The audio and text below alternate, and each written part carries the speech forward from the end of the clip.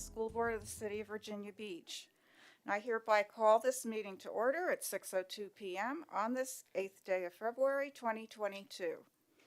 Pursuant to the School Board's 2021-22 reopening plan adopted August 10th and the School Board vote on August 24th of this year regarding health protocols for school board meetings, it's determined physical distancing will be used in chambers as a health mitigation strategy. Members of the public will also be able to observe the school board meeting, as always, through live streaming on vbschools.com, broadcast on VBTV Channel 47, and on Zoom. So we welcome those present with us today, as well as our viewing and listening public. So with that, Madam Clerk, would you please take attendance? Thank you, Madam Chair. Present in chambers is Chairwoman Rye, Vice Chair Melnick, Ms. Anderson, Ms. Felton, Ms. Franklin, Ms. Holtz, Ms. Hughes, Ms. Manning, Ms. Owens, Ms. Riggs, and Ms. Weems. Thank you. I ask now all those present to please join me in a moment of silence.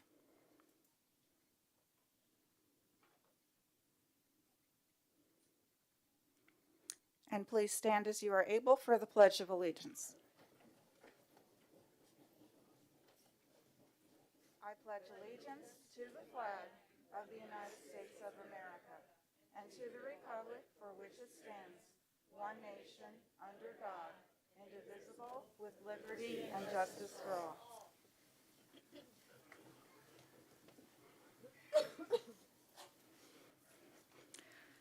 All right, so we begin with our Student Employee and Public Awards and Recognition, and I turn the program over to Vice Chair Mrs. Melnick.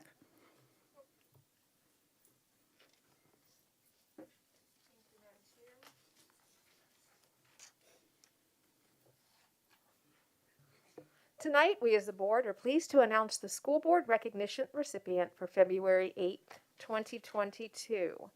Mrs. Manning. This evening, we would like to recognize Kevin Fields from Frank W. Cox High School on being recognized by the American String Teachers Association, or ASTA, as having the best state chapter website. To receive this award, ASTA reviews the state-level websites which aim to highlight, honor, and positively represent string teachers and string programs within their state. Mr. Fields' award-winning site can be found by visiting vastaweb.org. Currently, Mr. Fields is in his 4th year with the division and as the orchestra director and the Trium Music Honor Society sponsor at Cox. Kevin graduated with degrees in both psychology and music education with a true desire to help people and make a difference. However, while in college, he also began building websites. So when the state chapter needed a website redesign, he volunteered to take on this project. Mr. Field lists his favorite part of teaching orchestra is that students from all different backgrounds can easily join, participate, and thrive in orchestra, especially in VBCPS. And although Mr. Fields initially hated orchestra when he started his journey in 5th grade, by middle school, he was certain that it was his destiny. Mr. Fields encourages anyone who wants to follow a similar career path contact teachers of all different levels and ask to observe or get in a classroom to substitute.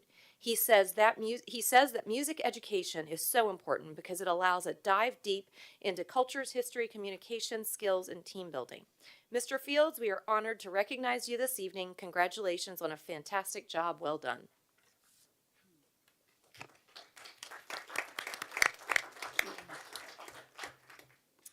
Up next, we would like to recognize Sarah McGee from Plaza Middle School. She was recently named Orchestra Director of the Year through the Virginia chapter of the American String Teachers Association. Ms. McGee has served more than 25 years as an orchestra teacher in Virginia Beach, 7 years at Independence Middle School, and 18 years at Plaza. During her tenure, she has taught, led, influenced, and inspired thousands of students, many of whom continued with orchestra due to her compassion, kindness, and positivity. Ms. McGee says her favorite part about teaching middle school orchestra is watching the growth in the students over their time in the program. Initially, they are trying to figure out the instruments and themselves. By the time they are in 8th grade, they feel like the class is a family, and they start to really play musically, and often extremely well.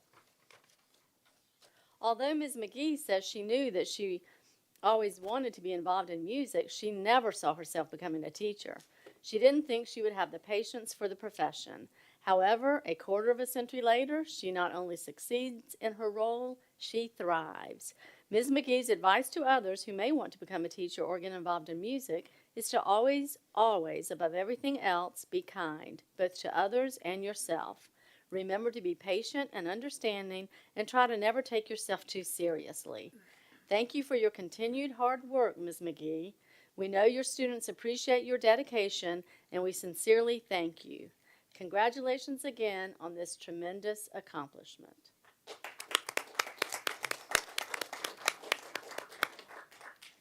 As we conclude this evening, we have the honor of recognizing Ms. Corbin Pinto from Salem High School.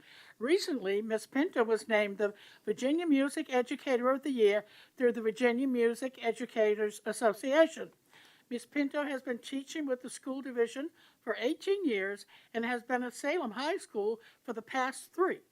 Currently, she is the Vocal Strand Director for the Visual and Performing Arts Academy, where she teaches the Academy Choral Ensemble, vocal techniques, and the vocal senior synthesis case. She is also the lead teacher for the Salem High School Music Professional Learning Community. Ms. Pinto says she loves the power of using vocal music to lead and encourage her students as they experience different time periods, cultures, and ideas through making music. She feels choral music is truly the unique opportunity for personal growth and collaborative skills. Ms. Pinto's affection for music began as early as the 6th grade. When attending Lynn Haven Middle School, she turned it into a report that titled How to Be a Musician. Once in college, she also discovered her love of conducting music. In her almost 20 years as a teacher, she can confidentially say that life experiences and knowledge that comes from these experiences will only help you to be a much better and more confident teacher. And overall, I think she meant a kinder confidently. and more empathetic person. Ms. Pinto's advice to those who may want to be a teacher or work in the music profession: ask for help and experience as much of life as possible.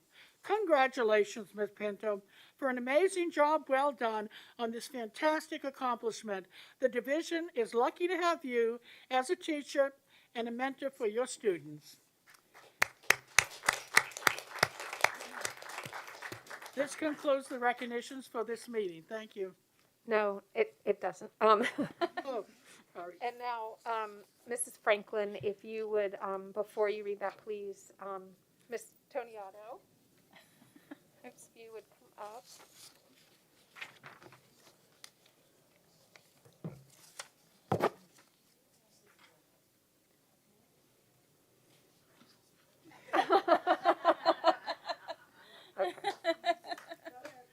Okay. I am so honored to be able to read this resolution for VSBA School Board Clerk Appreciation Week for February 2022. Whereas school board clerks in each locality throughout our great Commonwealth are appointed by law to fulfill their duties and responsibilities, and whereas school board clerks are responsible for keeping accurate records of the meetings and proceedings of the school board, a record of all receipts and disbursements, and a record of all official acts, and whereas school board clerks perform such other duties in connection with the school because of his, her, the county, or city as may be required by the school board, and whereas school board clerks maintain frequent contact with the public, including parents, employees, and the media, on behalf of the school board and superintendent. And whereas school board clerks, in the performance of their duties, are often required to work extra hours attending school board meetings. And whereas school board clerks join with school boards to help ensure that students achieve to their highest potential. And whereas school board clerks provide an invaluable service for school board members and superintendents, the VSBA Board of Directors does hereby recognize the 3rd week of February as School Board Clerk Appreciation Week in the Commonwealth of Virginia. And whereas the School Board of the City of Virginia Beach joins the VSBA in recognizing the many and varied contributions of school board clerks. Now, therefore, be it resolved that the School Board of the City of Virginia Beach also recognize the 3rd week of February as School Board Clerk Appreciation Week, and be it further resolved that a copy of this resolution be spread across the official minutes of this board. Thank you.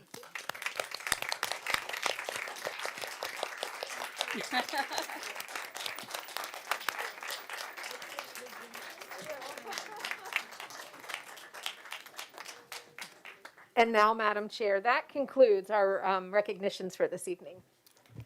Thank you, and if I may note that our deputy clerk, Mrs. Kipe, is not with us this evening, but we'll be following up with her separately. And I would just like to add, Madam Chair, that without Ms. Kipe, she does make my job a lot easier, and we do work very well together. So this appreciation is not only for me, but for also her. So thank you. Okay, so now we are to the adoption of the agenda. Any modifications? Okay, I see Mrs. Hughes and Mrs. Anderson. So Mrs. Hughes? Yeah, I would like to separate item C from the consent agenda, please. Give us a moment to get to the consent. Do you want to state what it is? It's an item that I'm going to need to abstain from, and I'd like to be able to vote on the rest of the consent Or I see agenda. recommendation of general contractor. All right. Thank you. A second on that? Oh, okay. And Mrs. Anderson? As we discussed earlier in workshop, I'd like to add under information, an item D, which would be more information about masking. We discussed earlier that we might need to follow up on that, and I'd like to add that so that the public could be here for that as well, or the majority of the public. A second on that request? Mrs. Riggs? I didn't, Well, you know how we had the update earlier? no, I'm wondering, is there any, this is a second agenda request, just to let you know where we're at. We noted it would be either brought up again, information or workshop. I did approach Mrs. Linetti in the break, who said she's willing to present again just the information on the two court rulings in the context of an information session. Well, I would also like Dr. Salter to do his part where he talked, or maybe it was Mr. Freeman, I'm not sure. Maybe we just need the update. I think it was just the part on the masking that we needed, and the update for the public to hear how it's going in the past 2 weeks, that type of thing. Let me Chair, clarify the moment on the floor. Do Yeah, you point want, of order. I don't think you voted on Mrs. Hughes. Yeah. So do you want to, you could combine them together. That's what I That thought. Mrs. Hughes' request to move, it's 14C, 1 and 2, Mrs. Hughes? Okay, so you would be moving 14C, 1 and 2 to action, is that correct? And then Mrs.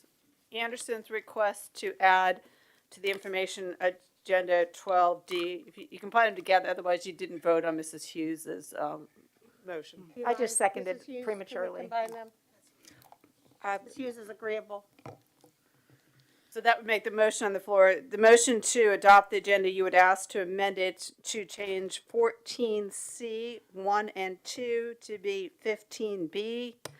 And Mrs. Anderson's request that you add to the information docket 12D for more information concerning masking. That would be the one Correct. motion you'd be voting on now for both your adoption to agenda. Correct. Like, would there be any other amendments to the agenda that you want to combine, or you should be, I just want to make sure you vote on both of those. Okay, is everyone clear? Again, consent agenda, C is being moved to 15B action. And above that, information, and added item D to continue and in some cases repeat the previous COVID discussion. Now, do you need a second? So who's the motion? Is it So let's start again With with, Mrs. Hughes. Mrs. Hughes? And you're combining them, so may I just suggest to do Mrs. Hughes Start and Mrs. again. Anderson, since you're both on it? Hughes and Anderson, and we did have a second, Miss Riggs. all right then, all in favor, show a raised hand. Okay, Madam Chair, we have a unanimous vote. The amended agenda did pass. Thank you.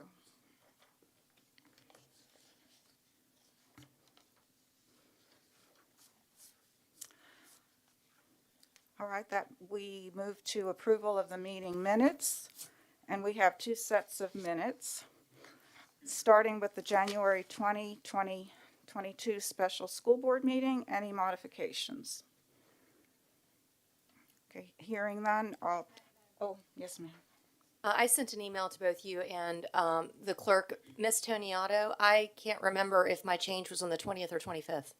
It was on the 20th, and those minutes were resent to the school board members and reposted to the public with your name highlighted in the January 20th. Yeah, I just wanted to make sure the board knew of the Yes. change since it was just sent out. It was just, I was missing on the attendance part of that, that agenda, so that would just be the only change.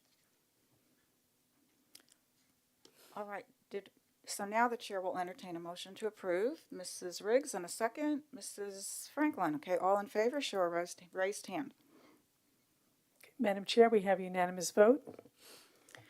Thank you. And now B, the January 25th, 2022 regular school board meeting. Any modifications to these minutes? All right, the chair will entertain a motion to approve. Mrs. Hughes and a second, Mrs. Anderson. All in favor, show a raised hand. Madam Chair, we have unanimous vote. Thank you. That leads us to the public comment portion of the meeting. The school board will now hear public comments on matters relevant to pre-K to 12 public education in Virginia Beach and the business of the school board and the school division from citizens and delegations who signed up with the clerk prior to noon today. Persons not called to the podium to address the board are asked to be respectful of speakers so that the board and persons observing the meeting are able to hear and observe each speaker's comments. Persons signed up to speak will be called up 3 at a time. We ask that you do line up when your name is called. In-person speakers will be called first, followed by student speakers participating. In-person student speakers will be called first, followed by student speakers participating through Zoom or by telephone. After the student speakers, in-person speakers will be called, followed by speakers participating through Zoom. Each is asked to begin speaking once their name is called. As a reminder, speakers have 3 minutes to present and will be given a 30-second warning before time expires. The speaker should refer to the online time tracker if you wish to keep track of your time. Once your time has expired, we ask that you cease your remarks, leave the podium to allow the next speaker to come forward. Speakers are responsible for being in chambers or online when they're called to speak. If a speaker is not present when called to speak, or not online or able to unmute, the board may, at its sole discretion, allow the speaker to speak at the end of the public comment session. Members of the audience will not be recognized to assist an online speaker with making online comments. So the board will suspend public comments at 8 p.m. to hold the information session of the meeting agenda and will return to public comments prior to the consent and action sessions. The board, as always, invites the public to submit comments through our group email account, which can be found on our website. So with that, Madam Clerk, would you please introduce our first speaker of the evening? Thank you, Madam Chair. Our first student speakers are Gian Lathan, Kenza Zutoni, and Benjamin Bedouin. Welcome. Good evening, BBCPS School Board. COVID-19 has become so political that I truly believe we all have lost sight of what battling the pandemic even means. Our main goal should be combating COVID. Republican, Democrat, Independent, we should be all able to agree on a livelihood that combats the pandemic. We've all been in this pandemic for 2 years. We all can agree we are tired. We can all agree we may have known of someone or even been related to someone who might have had COVID, might have been hospitalized, or even has died. It's not ideal that I have to be in school with a mask. That's the truth. Alternate schedules, no one lunch, and many things I truly miss about being a high schooler. But that is truly a sacrifice I have to make to keep my friends, my family, staff, and teachers safe. Optional mask wearing would have made more sense if we weren't in the highest peak of COVID right now. Students who are unvaccinated, maybe because of their parents' decisions on the vaccines, and immunocompromised students are at risk more than they've already been. When we talk about the optional mask debate in schools, we sometimes forget that these students go home to siblings, parents, and even grandparents, putting them at risk as well, despite the fact that we're supposed to be safe in school with COVID mitigations. Optional mask wearing on the high school level and middle school level is, from what I've seen, been able to hard to control. You can't always contact trace in the crowded, almost tight hallways as you're changing classes. Schools aren't necessarily enforcing the QR code during lunch to scan contact tracing if somebody gets COVID during lunch. And it's just hard to control from a high school perspective from what I've seen. Like I said, the optional mask debate would have been more understandable, but we're seeing surges in COVID. Students are begging the school board to enforce better COVID-19 mitigations and mandatory masking. Contact tracing, masking, sanitation, and social distancing is so important to help us stop the spread and keep staff safe too. And VBCPS families and teachers. Being safe and cautious of the pandemic isn't fear, nor is it a bad thing. It is to protect us. Please reconsider your decision on optional mask wearing, even if this may go against the governor's mandate. Please reconsider your decision. Also, 30 seconds. happy School Board Appreciation Month. I appreciate all the school board members who continue to listen and amplify the voices of students. Our next speaker is Kenzo Zucconi, then Benjamin Betuan, and Jana Staltiziak. Okay, and a friendly reminder to our audience to please refrain from applause. Thank you. And welcome. Yeah, that's not going to work. Thank you. Good evening. My name is Kenza Zatuni, and I urge the board to follow the option to enforce masking for all students in school buildings. Seeing my peers unmasked, likely without consideration for the difficult positions that it puts teachers in, continues to shock me since Executive Order 2 went into effect. In all honesty, the lifting of mandates has been an enduring and inescapable source of anxiety in my life, as well as the lives of my peers and teachers, acting more as a violation of our right to feel safe while learning than a restoration of personal freedom to the minority of anti-maskers. It gives people a false sense of security and cause to get lax in our enforcement, and students should be able to receive an education without the ever-present fear of getting sick. We must also consider the teachers, whose livelihoods are most affected. They shouldn't have to worry about exposures and extra safety precautions on top of their vital job. I can attest masking is not a psychological stressor for us, nor does it disrupt learning. If anything, the real mental stress comes from inconsistent mask wearing restrictions that apply to things like the buses or after-school activities, but not in the classrooms where we get packed back-to-back with other students. We all have a responsibility as potential asymptomatic carriers to not endanger the folks around us. If we have any hope of organizing for a better future, we must limit exposures and support those most vulnerable. The CDC warns that COVID cases will rise as a result of optional mask policies. So now is not the time to waver in your resolve. Allowing the optional policy to continue is complicity in future harm to our community. Thank you. Our next speaker is Benjamin Betuan, and then Jana Staltiziak. Welcome. Thank you. Good evening. My name is Ben Petito.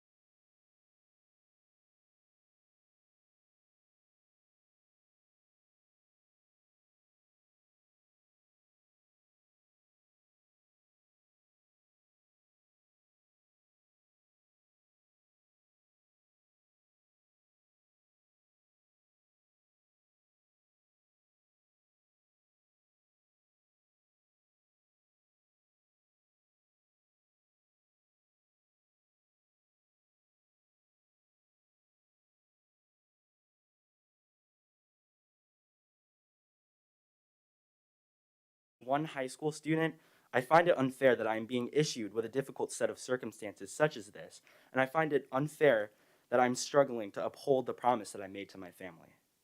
So that is where my personal issues lie. And I hope that the board is able to realize that this conflict is not just relative to my own situation, but to other afflicted students as well. Another thing I wanted to touch on during my speaking time is outside of my personal narrative and is aimed at the current reality of the situation. The fact of the matter is that the US, let alone the world, is not yet ready to throw away what professionals and experts have been carefully assessing and planning for out the window when we continue to combat a deadly pandemic. I understand there are quite a few dissenting opinions regarding the idea of mask wearing, and while I respect that difference of opinions, I truly believe it is important to err on the side of caution, especially when people's lives are on the line. So while COVID-19 is running rampant, I strongly urge the school board to make the appropriate decisions concerning the health and well-being of its students, staff, and the community at large. Thank you. Our next speaker is Jana Saltesiak. Welcome. Hi. I can't choose whether or not I have narcolepsy, but I can choose if I wear a mask. I choose to because my doctor says and wrote a letter saying it is what I need to be safe. He also says I need the social distance, but you all say this discriminates against people that choose not to mask. At my school, it seems that at least 50% of the kids do not mask. That's terrifying to me. So now I have to choose between putting myself at risk or I have to give up my spot at the Advanced Technology Center for my own safety, as I would not be able to make it to class there if I had to go to fully virtual school. Who's being discriminated against? I shouldn't have to choose between my health and my happiness. Please institute universal masking. Thank you. Okay, that was our last in-person student speaker. We will go to our online student speaker, Bria Eggers. Please unmute. Welcome. Good evening. I'm Bria. I'm in 7th grade. I'm a 7th grade VBCPS student. I think that the decision about masking is unsafe and unfair. First of all, the new variant is extremely contagious and now spread mostly in schools. Second, the CDC recommends a well-fitting KN95 mask for all people, regardless of your vaccination status. Studies prove that masks do not protect unless everybody wears one. Also, this puts teachers in a very stressful position where they are not allowed to have an opinion and are exposed to hundreds of masked students. Also, there are students who are not following their parents' instruction and going to school masked and taking advantage of the fact that nobody's allowed to say anything about their masking. Now they're discriminating against people who want to stay safe, and they call it discrimination against non-maskers. I think you should reconsider your decision for the safety of all students, teachers, and parents. Thank you. Madam Chair, we'll move on to our in-person speakers. We will have Dan Chang, Kathleen Slindy, and then Paula Chang. Welcome. Hello, Ms. Rye. I'm speaking tonight on Black History Month because this month honors all people of color, yet speaks about all people as all are actually part of some minority. I'm a minority, the son of two immigrants who arrived in 1948, two non-English speaking teenagers fleeing communist Mao. Both were thrilled to be here as their parents recognized opportunities available here in the United States and unavailable in their now former communist homeland. All who condemn our country should learn why people flee communist totalitarian regimes. My peasant paternal grandparents used their opportunity to be sure their son was educated and that he worked hard. What does this have to do with school? After his arrival, their son, my father, graduated from William & Mary and was commissioned in the United States Navy, rising to become the first naturalized Asian admiral in the Navy. Not without some prejudice. It's not easy, and it never is. My parents raised me and my sister, never allowing us to be limited by race. We embraced and were proud of it, though was often the only Asian in my school. I can honestly say I never felt prejudice. It existed, but I found myself accepted in dealing with all the same issues as my white and black friends. I owe much to my extraordinary parents and grandparents. They never passed on the negatives to me or my sister. My family story reminds me of one Mrs. Felton told about her mother, who worked hard to give a better world to her children and those around her. Mrs. Felton, in spite of any negatives you experienced, you had a life of abundant goodness that you try to pass on from your mom to others. I deeply respect you. With that, I request that when speaking of minorities, that they not be spoken of in a manner that assumes a minority is oppressed. Honestly, that's offensive. My friends are minorities. They are not oppressed. Because one person of color, Black, Asian, Hispanic, Middle Eastern, does not mean they are oppressed. That is frankly derogatory. Also, being 30 white seconds. does not make one advantage, and to assume so is wrong. What As is all this guy people carry with talking them about? equal weight of life as do their non-white peers. Mrs. Felton, I request that when you and this board mention a list of students as racial groups, you mention those white students who I believe you all care about. Thank you. What the hell was he Our talking next about? speaker is Kathleen Slindy, then Paula Chang, then Amber Thompson. Welcome. Good evening, Chairwoman Rye, Vice Chair Melnick, school board members, Dr. Spence, and staff. My name is Kathleen Slindy, and I am president of the Virginia Beach Education Association. I want to begin by thanking you for your service and the work that you do to support our public schools. I do not think you hear this enough. Tonight, I'm addressing the school calendar and the proposed change in the middle school schedule. First, the calendar. Now that the high school's flexible 4x4 schedule has been adopted, the calendar needs to include 2 staff days at the semester change. Teachers of the 4x4 classes will essentially be starting a new year with the semester change in January. They will need 2 staff days to facilitate the turnaround. Please ask that these be included. Perhaps differentiating the calendar for staff needs as we differentiate instruction for students may be the way to do this. Second, the schedule change. The proposed change in middle school schedule purports to ease staff shortages by having middle school teachers teach 5 classes while also cutting teacher planning time in half. This eliminates common planning time for core teachers, and it creates additional work with less support. This will not lead to keeping or attracting staff. The plan also discards the team model currently used at middle school.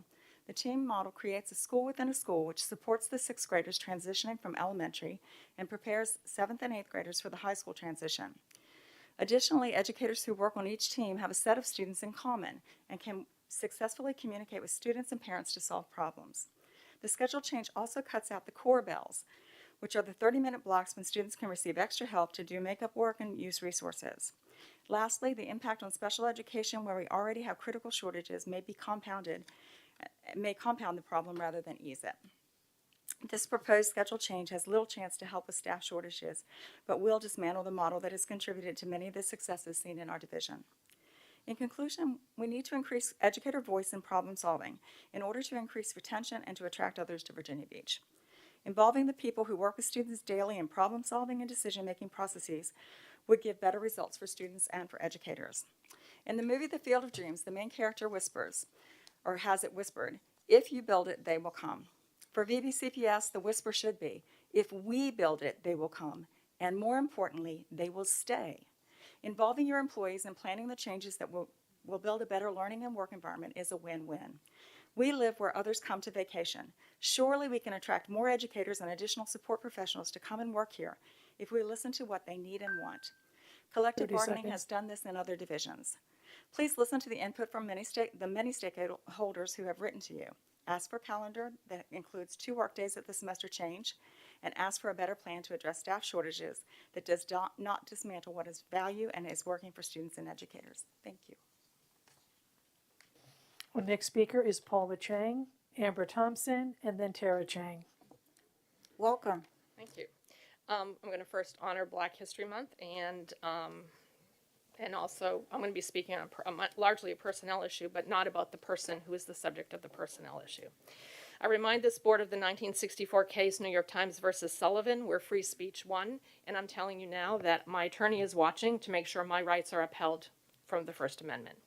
During a recent special meeting regarding redistricting, we learned much: that the board may be interpreted as trying to block new candidates, that citizens can actually speak at the special meetings if the school board allows it, and that Mrs. Anderson insists on following the law.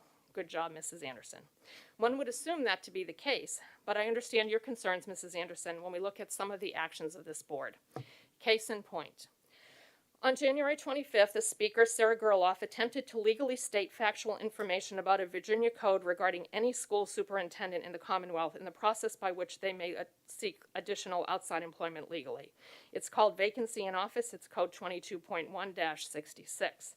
It states, the office of any division superintendent shall be deemed vacant upon his engaging in any other business or employment during his term of office as such superintendent, unless such superintendent was granted prior permission and approval by the school board to seek additional employment.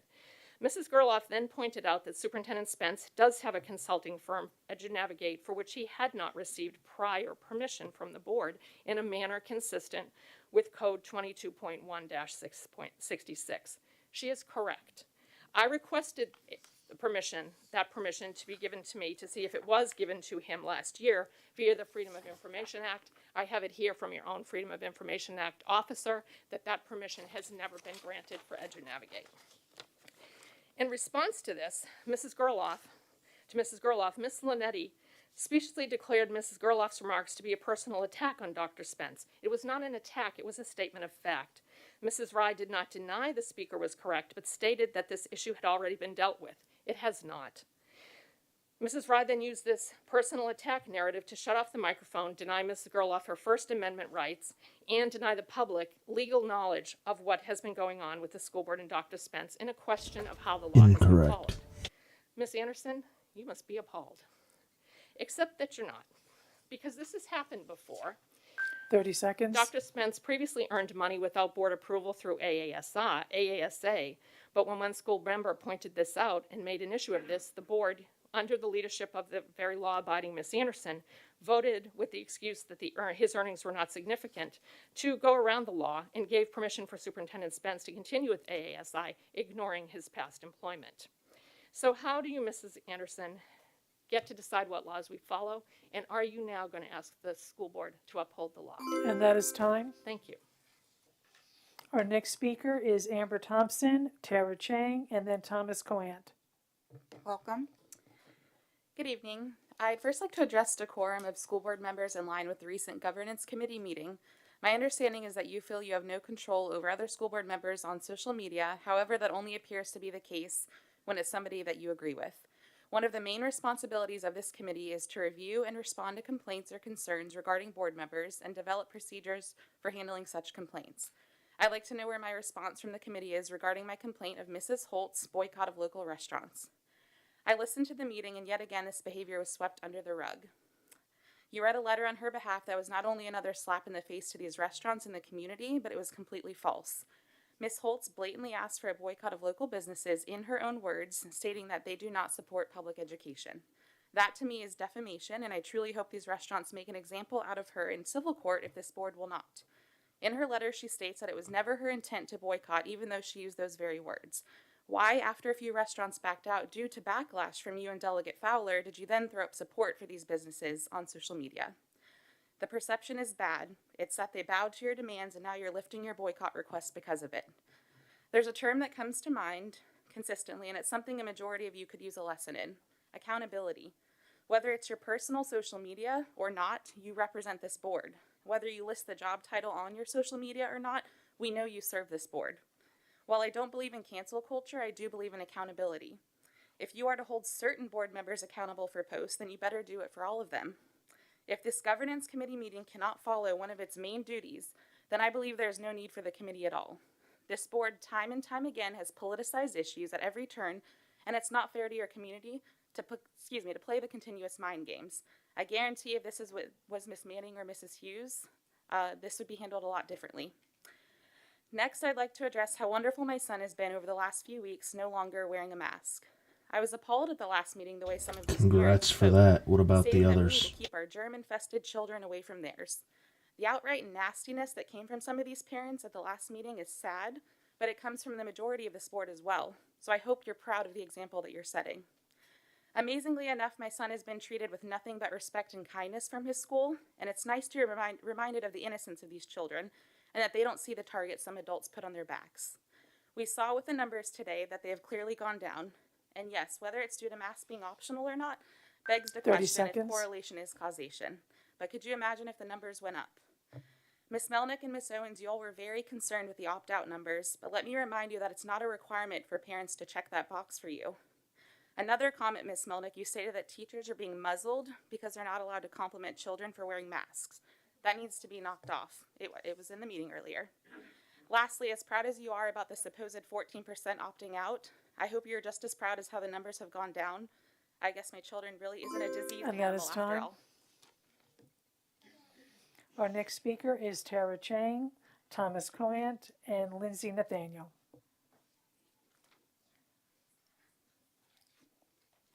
Welcome. In regards to personnel changes coming this July, I do hope she's there not is an wearing a open mask. and diverse application process for the position of the school board council, not just an assumption that will automatically go to Cami Linetti. I understand that The Bluest Eyes and Genderqueer and other pornography books have already been approved by the superintendent and chief academic officer, Kip Rogers, to remain in the public school system. I would hope that this list of books remains safe as well. To Kill a Mockingbird, Gone with the Wind, Les Miserables, 12 Rules for Life by Jordan Peterson. The Rise and the Fall of the Third Reich, a book that discusses how Hitler gained power through the legal system and legislatively to make what was wrong appear legal, and how people just went along with his evil and justified it by claiming that they had to do what they had to do because it was their job. The Federalist Papers by Alexander Hamilton, James Madison, and John Jay, in which they explain how the Constitution was intended to be interpreted. Common Sense by Thomas Paine. The Constitution, the Declaration of Independence, the Quran, the Torah, and the Bible. We, the Fringe, hope these books remain safe in the Virginia Beach public school systems to learn and read. Have a good night. Our next speaker is Thomas Coant, Lindsay Nathaniel, and then Heidi Dragneff. Welcome. Good evening. I'm confused about the school board's authority regarding books that contain material deemed unsuitable to read in this room. Last year, Miss Rye shut down a lady reading from The Bluest Eye, saying it was too offensive. Yet the chief academic officer's memo of January 28, with Dr. Spence's concurrence, says this book and 5 others with such vulgar material should remain in our libraries. This decision was made without public discussion by the board or without public input. Is that right? Have any of you read the parts of these books that by any metric of morality would be labeled as pornography or even child pornography? Here are a few reviews from Amazon. The Bluest Eye graphically discusses sexual topics including orgasms, incest, rape, pornography, pedophilia, masturbation, homosexuality, bestiality, and sodomy. Also says images in this book represent a gruesome crime against children. Once these images are imprinted on a child, it is hard to reverse the experience. Has he not watched television? Queer. Images and language in this book have no place anywhere near children, the target audience. It shows oral sex, homosexual sex, etc. Don't think this is teaching material. It is intended for grooming. And one wrote, a brother encouraging a sister to taste her vagina slime is supposed to be educational. Beyond Magenta.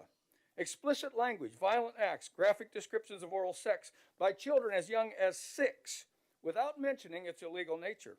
Here's a quote. From 6 up, I used to kiss other guys, perform oral sex on them. I liked it. The account describes pedophiles masturbating, but does not qualify that these acts were harmful or illegal.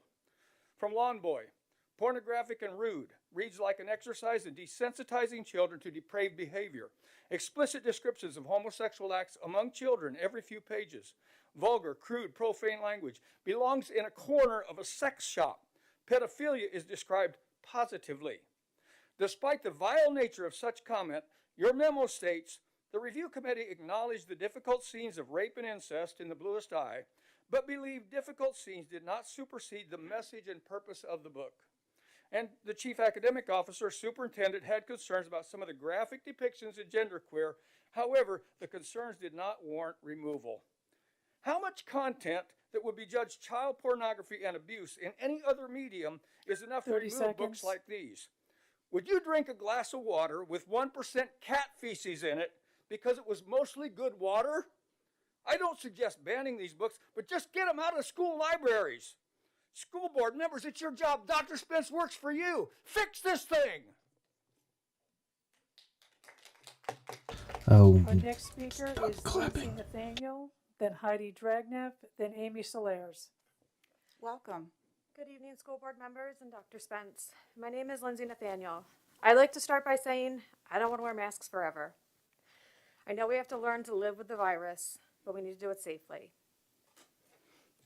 I spoke previously at meetings about how Governor Youngkin's executive order violates Senate Bill 1303 and oversteps his authority. Recently, a judge said the same, but I'm not going to get into that tonight. I simply stand in front of you as a concerned mother. I want you to hear why I send you the emails and why I come to speak.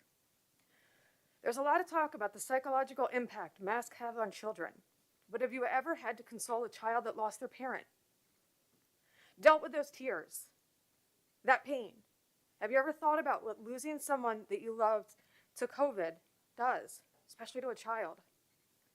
Last week, I was comforting a sobbing teenager as he left my house with my daughter to go to the hospital to say goodbye to his father for the very last time. Yesterday, I attended his funeral, and I saw the impact his death had on the entire community as a beloved Virginia Beach police officer. This is real. The decisions you make impact students, families, and the community.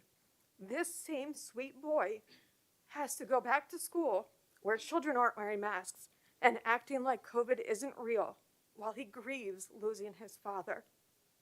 This is real. I ask you to reverse your decision and require universal masking until it is safe to remove them. Thank you.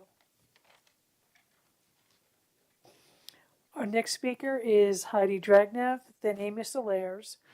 Speaker number 10 asked to be moved to Zoom, and then it will be Barry Nolan. Welcome. Good evening. I'm glad that my 9-year-old daughter is no longer in this room. Her father came to pick her up a few minutes ago. The vile things spewed by the previous parent would have exposed her to all those nasty things that she has not known about, read about, heard about until parents decide to start bringing it up at these meetings. Yes. You say parents should be able to decide what's best for their children. Doesn't that include books? You don't check what your children are reading before they read it? Teachers aren't teaching these things in the classroom. That is your responsibility. Yes. These are not part of school lessons.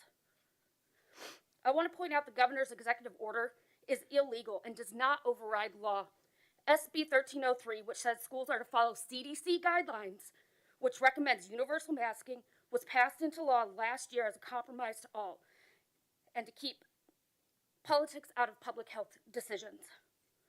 Science changes and evolves as more information is discovered. That's not new. You want to know what's more harmful than masks?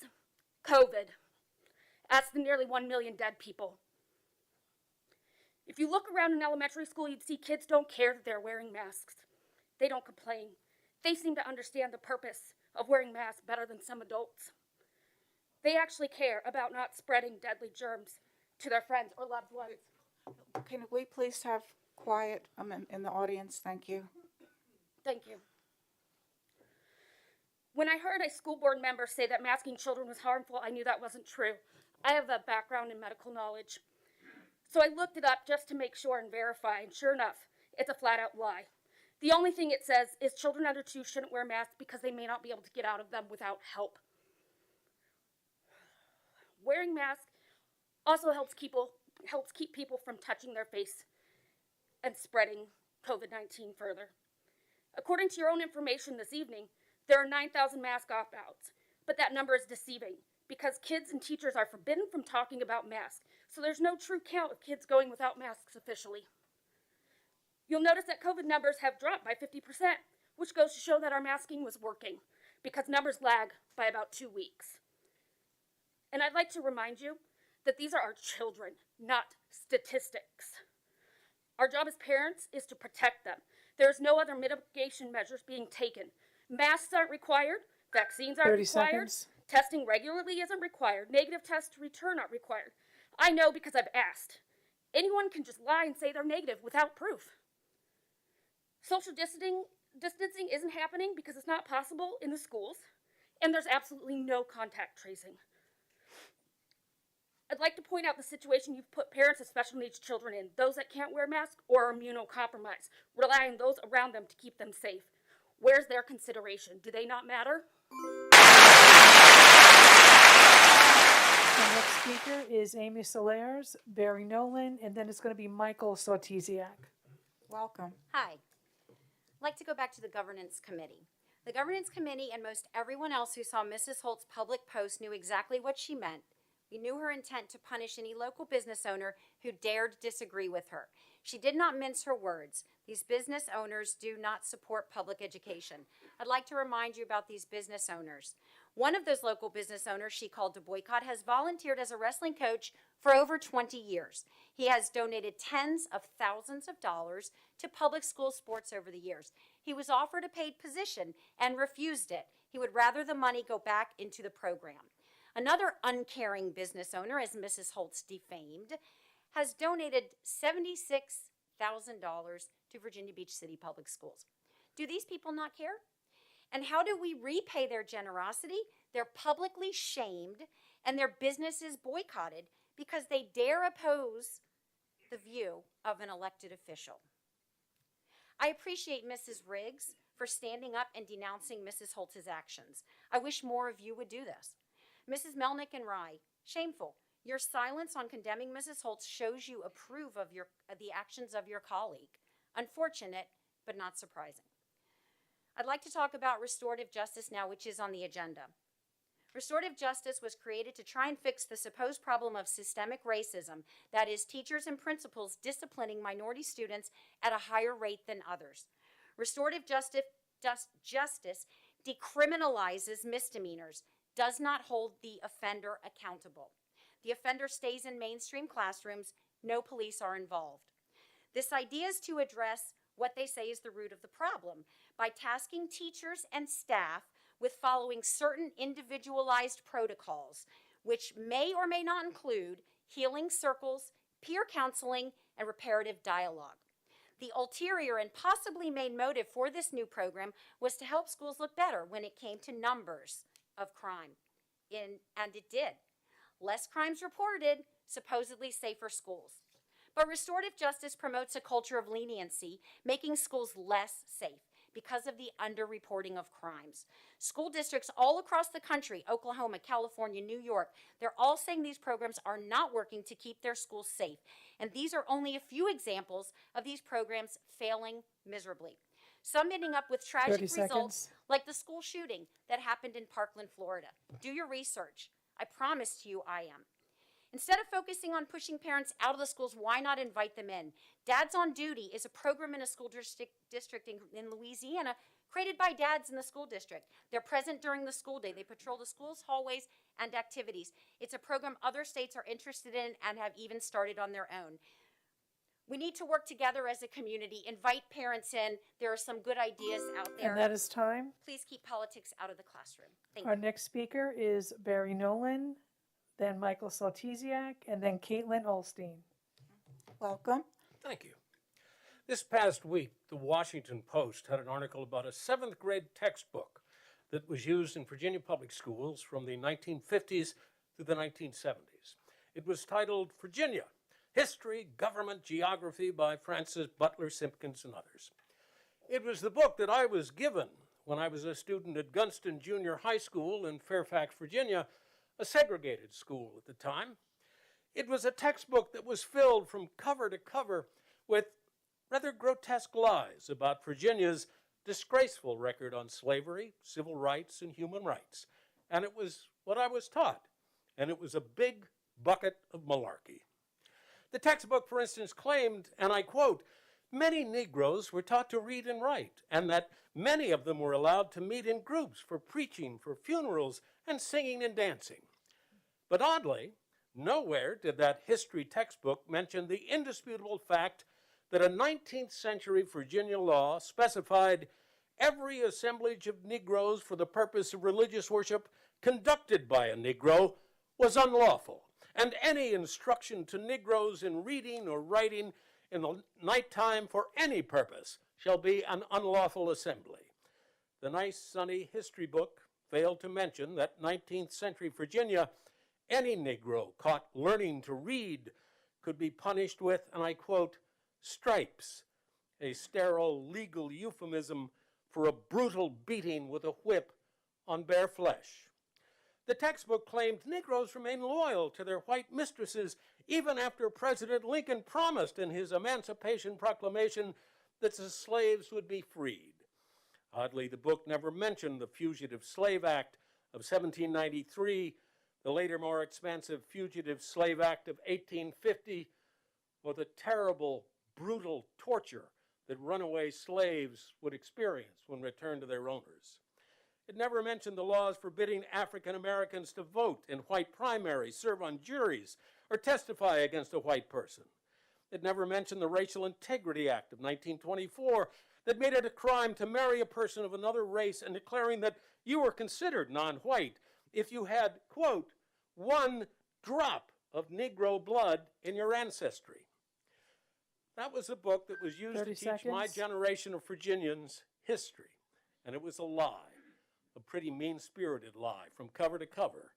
And now our new governor would apparently like to bring it back and use that one again, stripped as it was of anything potentially distressing for white students or their parents, stripped of anything resembling the truth.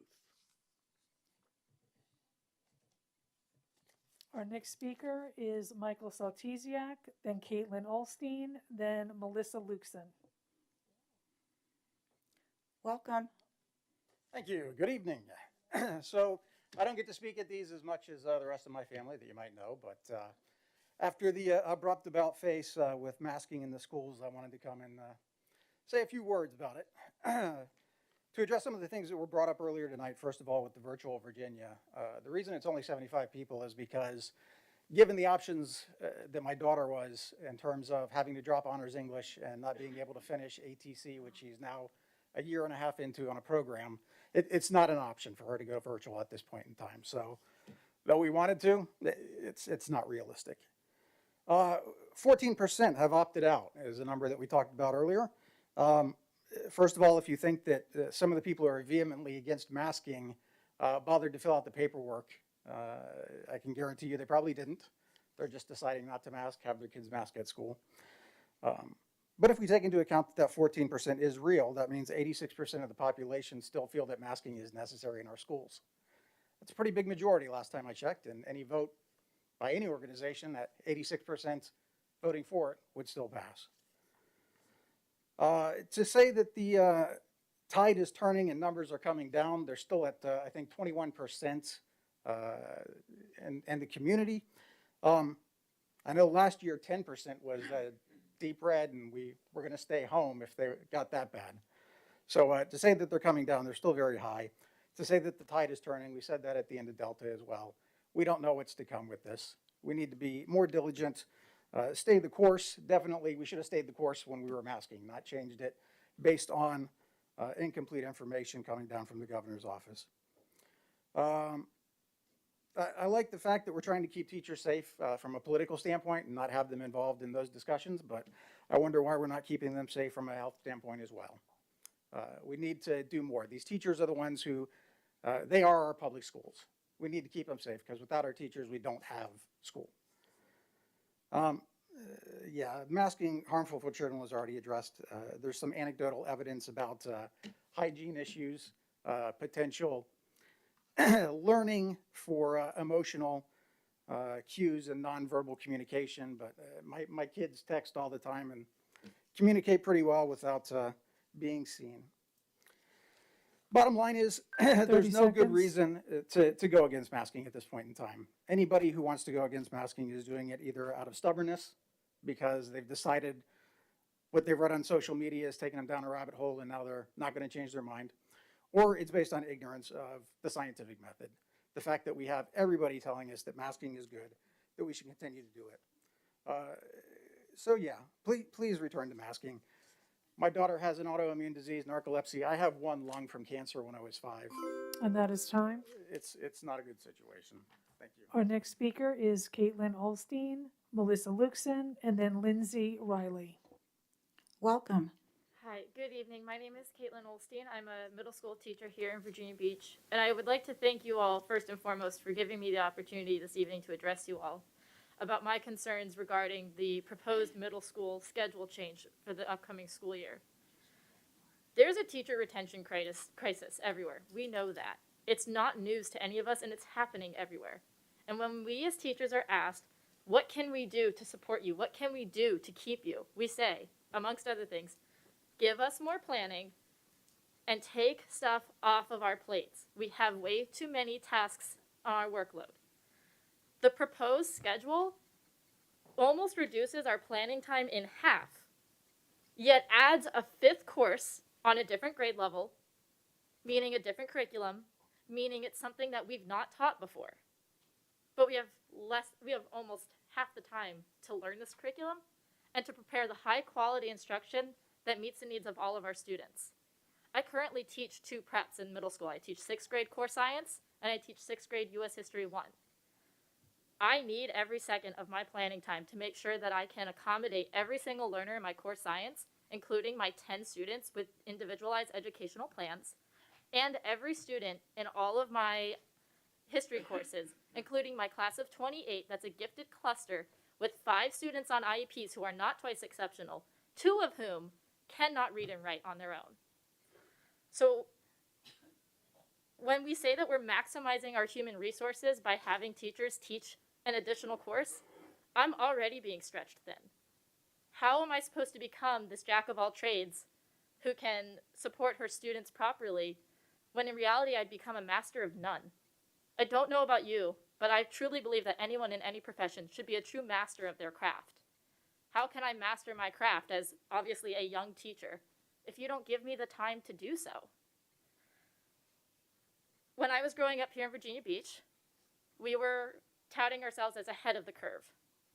Now we say that we are charting the course. We're charting the course and helping our students chart their courses for their futures, one that is prosperous and successful. But in order to help our students chart their courses, we still have to think ahead of the curve. The proposed schedule, it's not ahead of the curve. It's way back behind the curve, and honestly, 30 seconds. I can wave at the curve from way back behind it. So I would like to thank you all for giving me the opportunity to speak, and I hope you take what I've said into consideration. Thank you. Our next speaker is Melissa Luxon, Lindsay Riley, and then Matthias Telkamp. Welcome. Hello, good evening. I'm so tired of talking about masks. Oh, I think we all are tired of talking about masks. But the old saying, give someone an inch and they'll take a mile. I know we've all heard of it. As soon as masks were made optional, that wasn't enough. There were parents that said they wouldn't fill out the form. We sat around, we listened to that. You guys decided to change your vote. You said, hey, we're going to do this. We're going to make it optional for parents to opt out.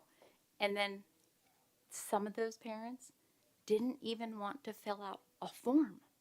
There are more than 9,000 children in the school system out of 63,000 that you have. There are more than 9,000 children wearing masks because they know, just like somebody else said, they're not being held accountable to wear them. When they know, it's like monkey see, monkey do kind of a thing. They don't want to comply wearing it on a bus. And I'm like, I don't understand. The problem with the opt-out form, they don't want to sign it. The defiance comes from the parents. Children mirror their parents' behavior. Some of them are screaming about parental rights and parental choice. Within days of making masks optional, there was a group of anti-masking parents rallying troops to show up at the vaccination clinics that the city was holding at the schools. They were trying to get people to show up and hand out vaccine misinformation and to, in their words, because I do have it, to warn them about the biological weapon that they will be putting in their children's body. Now, so does parental choice only I apply don't to them? think they were using Because as far as ivermectin. I see it, if I'm walking into a vaccination clinic with my child, that's my choice as a parent. And you have no business showing up in a parking lot, handing out misinformation, and then actually telling other parents that they're putting a biological weapon in their children's bodies, and then screaming that my parental choice, my parental rights, I want to make these health decisions for my children. Well, so do I. I want to make those health decisions for my children. And if that means vaccination, that's what I mean is best. So I just find the hypocrisy just mind-numbing at this point. It's mind-numbing. 30 seconds. Opposed to mask mandates, they're opposed to vaccinations as a mitigating factor, restraining teachers from asking children to put their masks on when they can see that the parents didn't opt out. That's a terrible decision on the administration's part. I mean, I know you guys went with the mask optional, but as far as the administration, and I spoke at the school board or at the city council meeting to get that $54 million in reversion funds. I was in favor of it, but I do want the administration to make sure that they communicate with teachers that they should be able to do And that is time. and tell those students. Thank you. Our next speaker is Lindsay Riley, Matthias Telkamp, and then Virginia Wassenberg. Welcome. Hello. Just wanted to thank you guys again for allowing my children to attend school unmasked. The last 2 weeks have been amazing for my students. Also, I'm here to talk about the discrimination against unvaccinated athletes. I know I've spoke about this several times, and actually my daughter was able to message all of you over the weekend and got a response from Miss Rye, and I wasn't going to come speak, but Miss Rye's response basically said that the reason why the testing for the unvaccinated athletes, the protocol was designed to be an additional layer of safety mitigation strategy for winter sports when COVID risk was elevated by the indoor competition setting. That's from your email today. And I just want to say that if that's the reason, then we need to stop now, or we need to test everybody. My daughter has 20 minutes to eat lunch. Okay, she is a very active student. She takes weightlifting, so she's already, working out at school during the day without a mask. They've never worn masks in weightlifting, by the way. But so she's doing that, and then she has 20 minutes to eat, and then go after school to workouts. So you're taking away the I only think it's 20 funny minutes that she you see has for any type I of smell. nutrition That's the that only she's thing having on to this get this woman's testing. shirt. Meanwhile, other students that are vaccinated don't have to do that. And as we all know, maybe the information before about vaccinations were like, people that were vaccinated were not going to get COVID, but we all know people that are vaccinated and boosted are still getting COVID and spreading it. So the risk still applies to all students. So I really feel like you're discriminating against a certain group of students, and it's putting them at an unfair advantage. And I've heard that it's being ended at the end of the month, but I really don't see why you guys can't end it sooner. And that's really why I'm here. Again, it's just a huge inconvenience. These kids are feeling singled out. It really shouldn't. It should just be everybody. If we're really worried about it, if we're really worried about people spreading COVID, it should be everybody and not just a certain group of students. And then also, if it's going to continue, change the time. Don't take away their 20 minutes of lunch. Have you ever stood in a line at Kellam High School to try to get a lunch? It takes more than 20 minutes. They're not even able to eat. It's ridiculous. I mean, that's not healthy. If we're worried about their health, my kid can't work out in weight training for an hour and a half, eat nothing, and then go to workouts at 4 o'clock, and be there till 4 o'clock and not eat anything all day. That's not healthy. I don't see any of you guys doing that. And then one last thing I just wanted to say is, I see a lot of dads here with a lot of opinions, and if you look at this board, 30 there seconds. are no men on it. There's no men. If I really feel that if some of these dads with strong opinions, they need to run for the school board, and we need to have a little bit more diversity on this board. So I encourage you all to step up, men, step up and run for school board. And thank you and have a good night. Our next speaker is Matthias Telkamp, then Virginia Wasserberg. Welcome. Welcome. Your choices Your choice to hold classes this year was a dangerous and reckless decision without requiring that everyone within the schools show proof of vaccination for entry. For reference, enrollment requires DPT, polio, measles, mumps, rubella, hepatitis Yes. B, chickenpox, tetanus. You should have required anyone entering the doors to schools to provide the same proof or offer to provide a vaccine at the time of entry. Why didn't you make it a requirement? Would you forgo all the other vaccines? Thanks to you, me and my 3 kids all had COVID. I work from home, so the exposure could have only happened at one of the 3 different high schools that they attend. We are living in a time that allows dishonesty and duplicity to be common in our lives. News organizations are deceitful and are not providing the whole truth, or they are producing out-and-out lies. Selfish actions are pushing people to think of themselves and not of others. It is your responsibility to not let the selfish request be put above the rights of others and your obligation to protect those that are not able to protect themselves. Little breaches of integrity provide avenues for lies to become okay, and with each of those breaches, we are pushed to believe the lies more and more. It is your responsibility to make sure that you are being honest and not ambiguous with the information delivered to the public. We all need to remember that the public is who elected you and who is also the ones that decide what we want. We open this meeting with the pledge, and the last part contains one nation, indivisible, and justice for all. And there are some that do not believe that those words, as they are only choosing for themselves. For too long, we've allowed people at all levels of our government to be dishonest, ambiguous, and reckless with their statements. Education is not just for those that are privileged and wealthy. It is a mandate of the state and federal government. It is a right of every person in our community, and it should not be accepted any longer that those that act privileged and ignore the rules are allowed to be within the schools. 30 seconds. When someone chooses to be part of a community, they should care about the others that are part of the community. Those that are challenging mask mandates are choosing to do so under the guise of personal choice. How is my choice respected by forcing unvaccinated kids to be side by side with those that are? How are you being honest when you allow the lies and lack of clarity to perpetuate the dishonesty? If they don't want to mask, send them to virtual Virginia, not those that choose to wear them.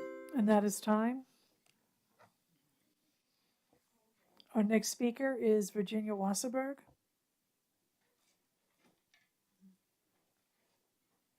Welcome.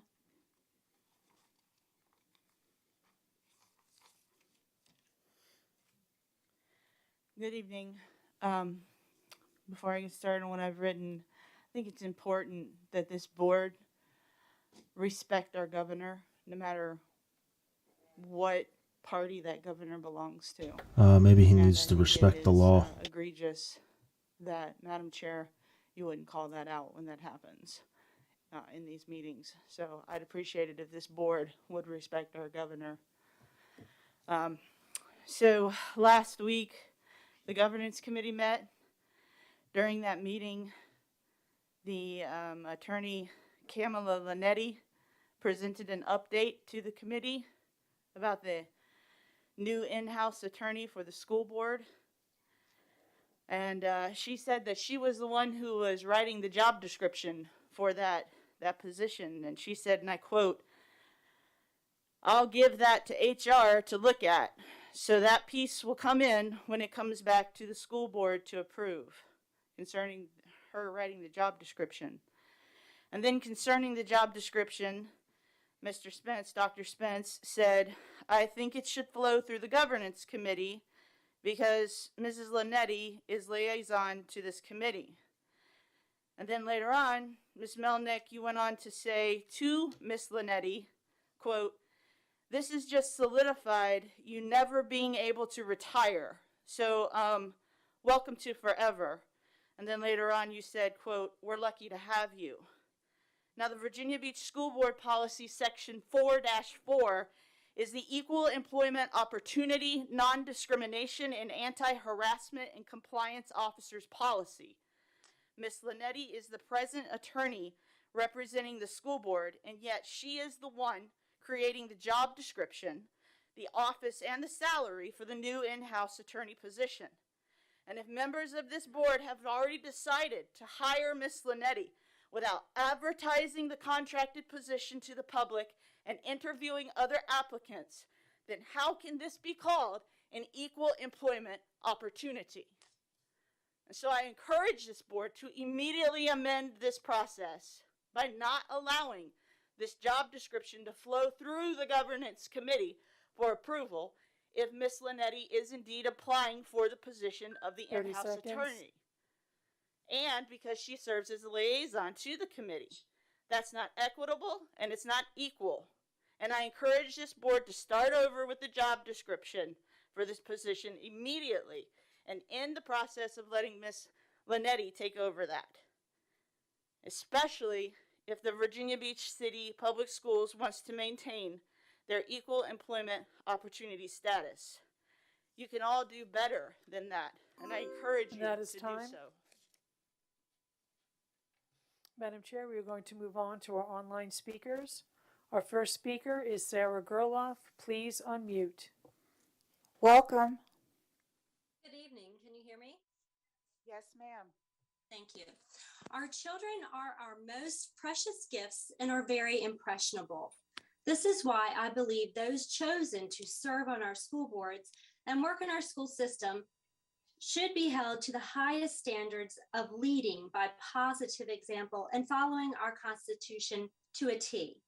The last time I spoke to this board, I was presenting some important information to parents, teachers, and taxpayers concerning the ethics of some on this board and the superintendent.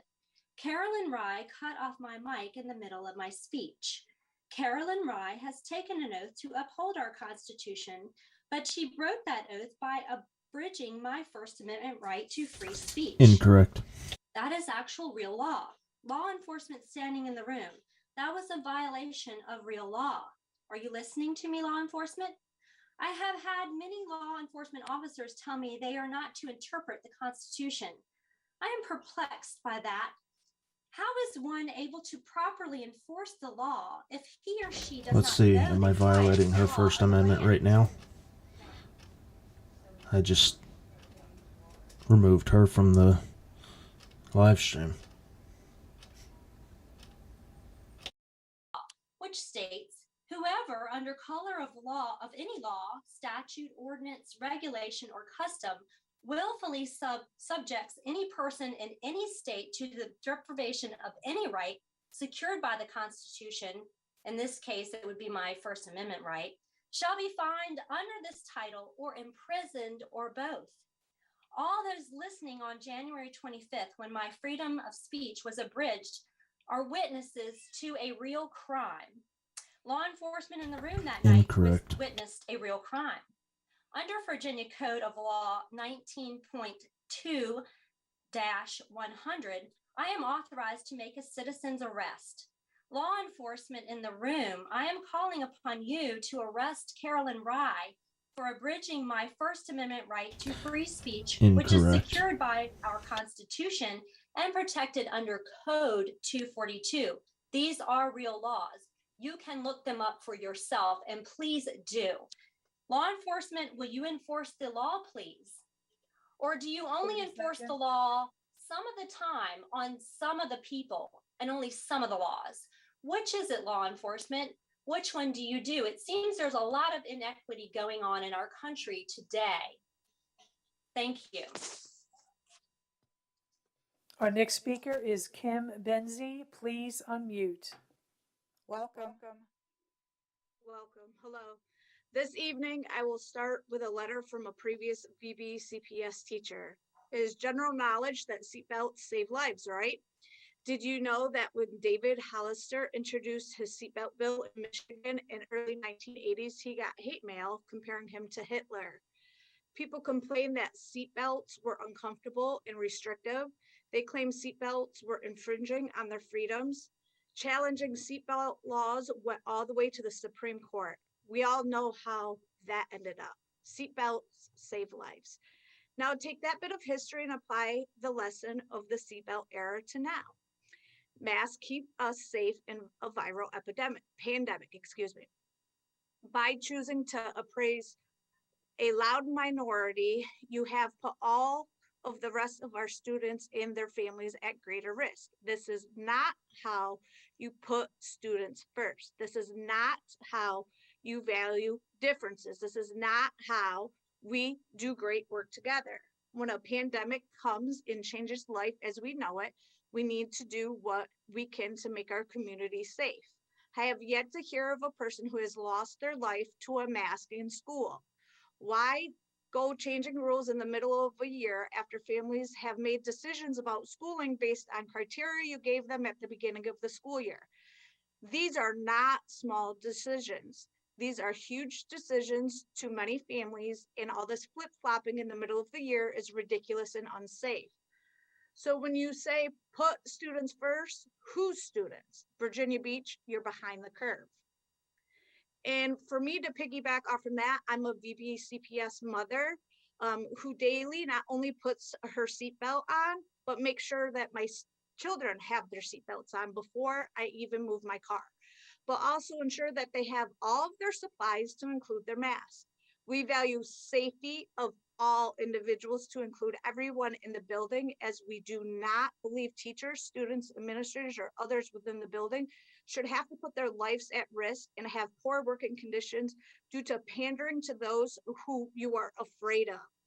Due to these conditions and poorly designed schedule changes that are in the mix of VBCPS will be a skeleton crew more so than it currently is 30 due to seconds. your lack of support for them is driving them out. So while the state of Virginia is 4th in public education and Virginia Beach is 7th behind Nova, maybe we should be learning something from them. At least they value the safety of children and employees. So I ask, what type of education are you going to be affording our children next year when our valued teachers are gone? Thank you. Our next speaker is Kara Eggers. Please unmute. Welcome. Thank you. Good evening. I'm going to be reading two statements from other parents on their behalf, people who could not attend tonight, and both remain anonymous. The first one says, "Good evening. I am the parent of an elementary student in Virginia Beach, and I would like to speak in support of returning to universal masking. I'm very concerned about the amount of teachers choosing to leave the profession due to concerns for their health and the health of their families. I believe that returning to requiring students to being masked will help retention of teachers. I feel that we also need to protect students who cannot be vaccinated, and wearing masks is an easy way to do that. Yesterday, I witnessed the principal of my child's school get loudly verbally abused by a parent who refused to wear a mask to enter the building to collect her child. Teachers and school staff do not deserve to be sworn at and abused for calming and firmly stating the rules regarding masks for adults. Requiring masks for all, including students, makes the rules very clear and also keeps everyone safe. Thank you for your time." Second student or parent, I strongly disagree with the choice to allow parents to opt students out of wearing masks and believe the decision should be reversed. However, if this does not happen, the school board needs to at least show the parents who have not opted out their students some respect by enforcing proper mask wearing for their students.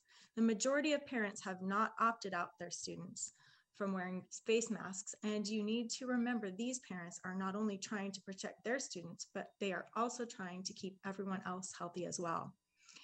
According to the CDC, consistent wearing of face masks indoors in public settings lowers the odds of positive COVID test results. The most protective types of face masks in KN95s and N95s lower the odds of contracting COVID-19 by 83%, followed by a surgical mask.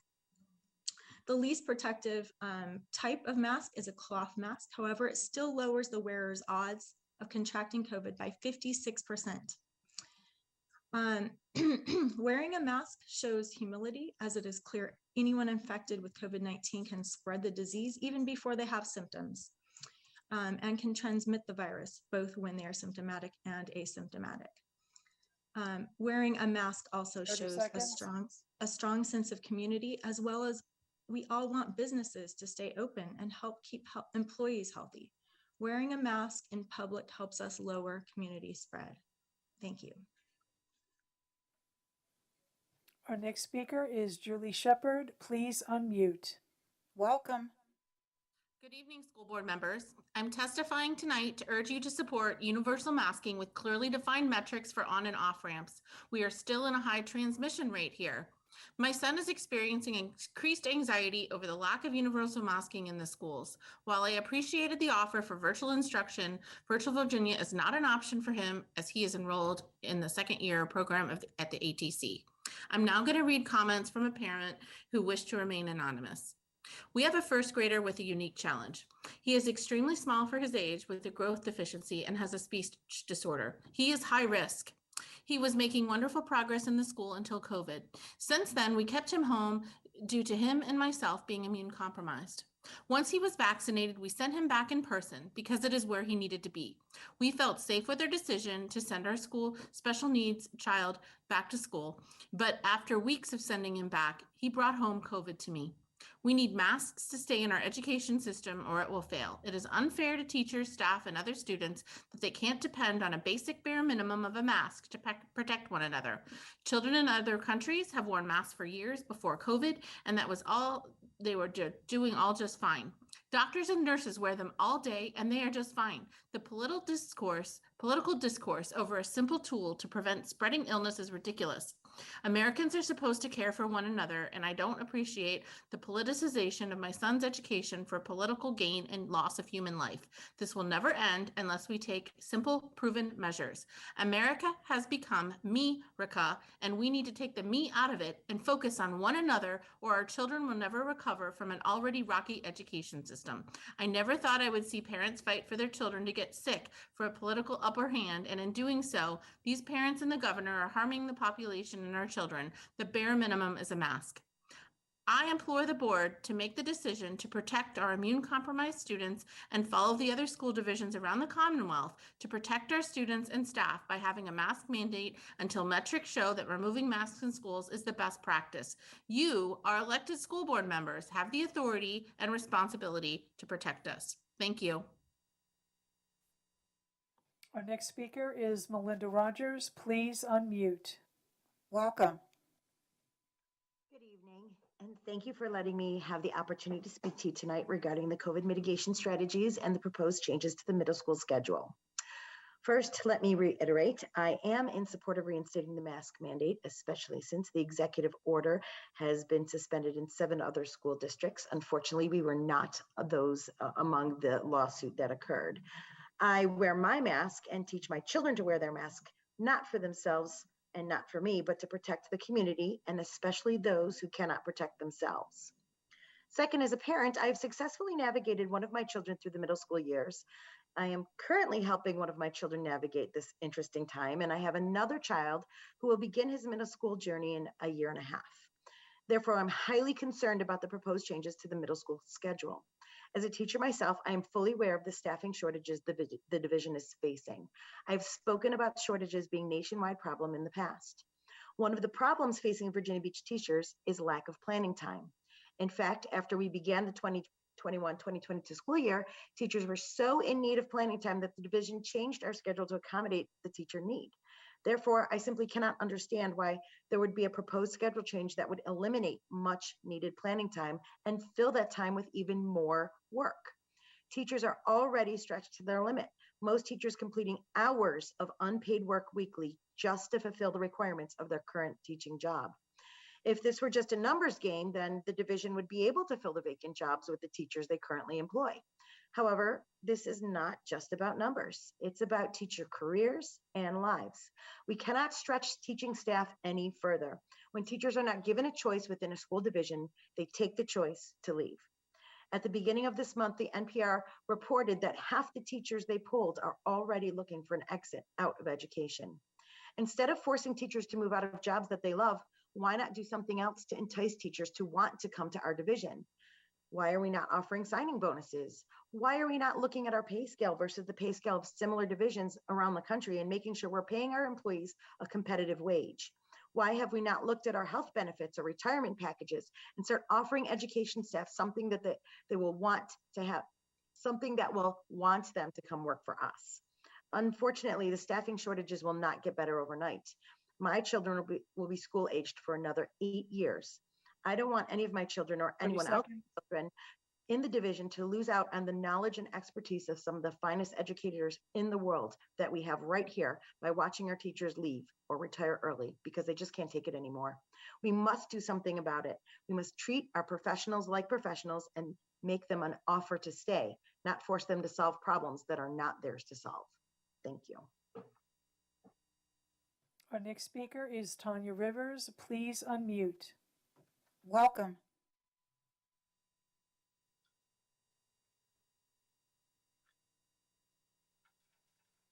Tanya Rivers, please unmute.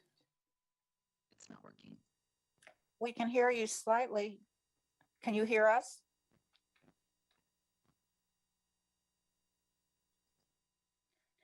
If you can hear us, and you can get on later. Oh, here we go. Okay, go ahead, Ms. Rivers. Sorry about that.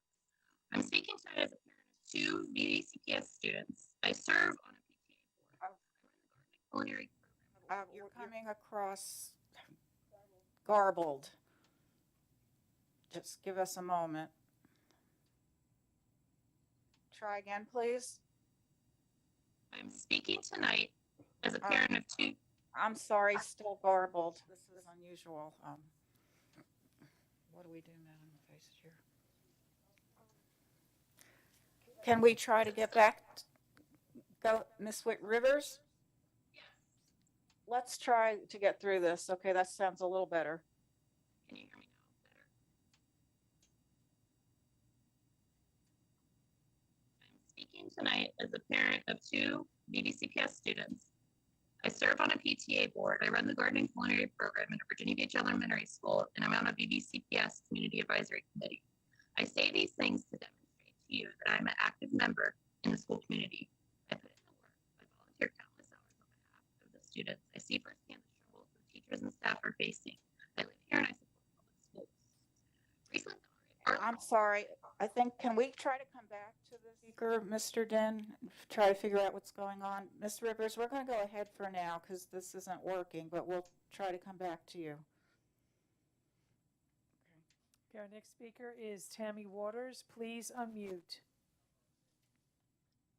Hi, good evening. Good evening. My name is Tammy Waters, and I have been a teacher in VBCPS for 23 years. Tonight, I'm asking you to reinstate universal masking for all students. Your decision to make masks optional puts students and teachers at risk on a daily basis. Masks help keep sick people from spreading their germs and infecting others. They also help keep respiratory droplets from someone who's sick from landing in the mouth and nose of healthy people. Wearing masks alone may not guarantee you won't get the virus, but they do provide some protection, while not wearing one offers none. Classrooms and hallways are tight spaces. In many schools, classes are full, and there is little to no room for social distancing. Students are in enclosed spaces for hours at a time. Add to that a lack of proper ventilation, and you create an environment that encourages the spread of germs every time an unmasked student talks, sneezes, coughs, laughs, or sings. The decision to mask or not cannot be a personal one. It must be a community decision, and we must do what is best for the community as a whole. Although many of us are young and healthy enough to beat COVID should we contract it, there are others in our community who will not.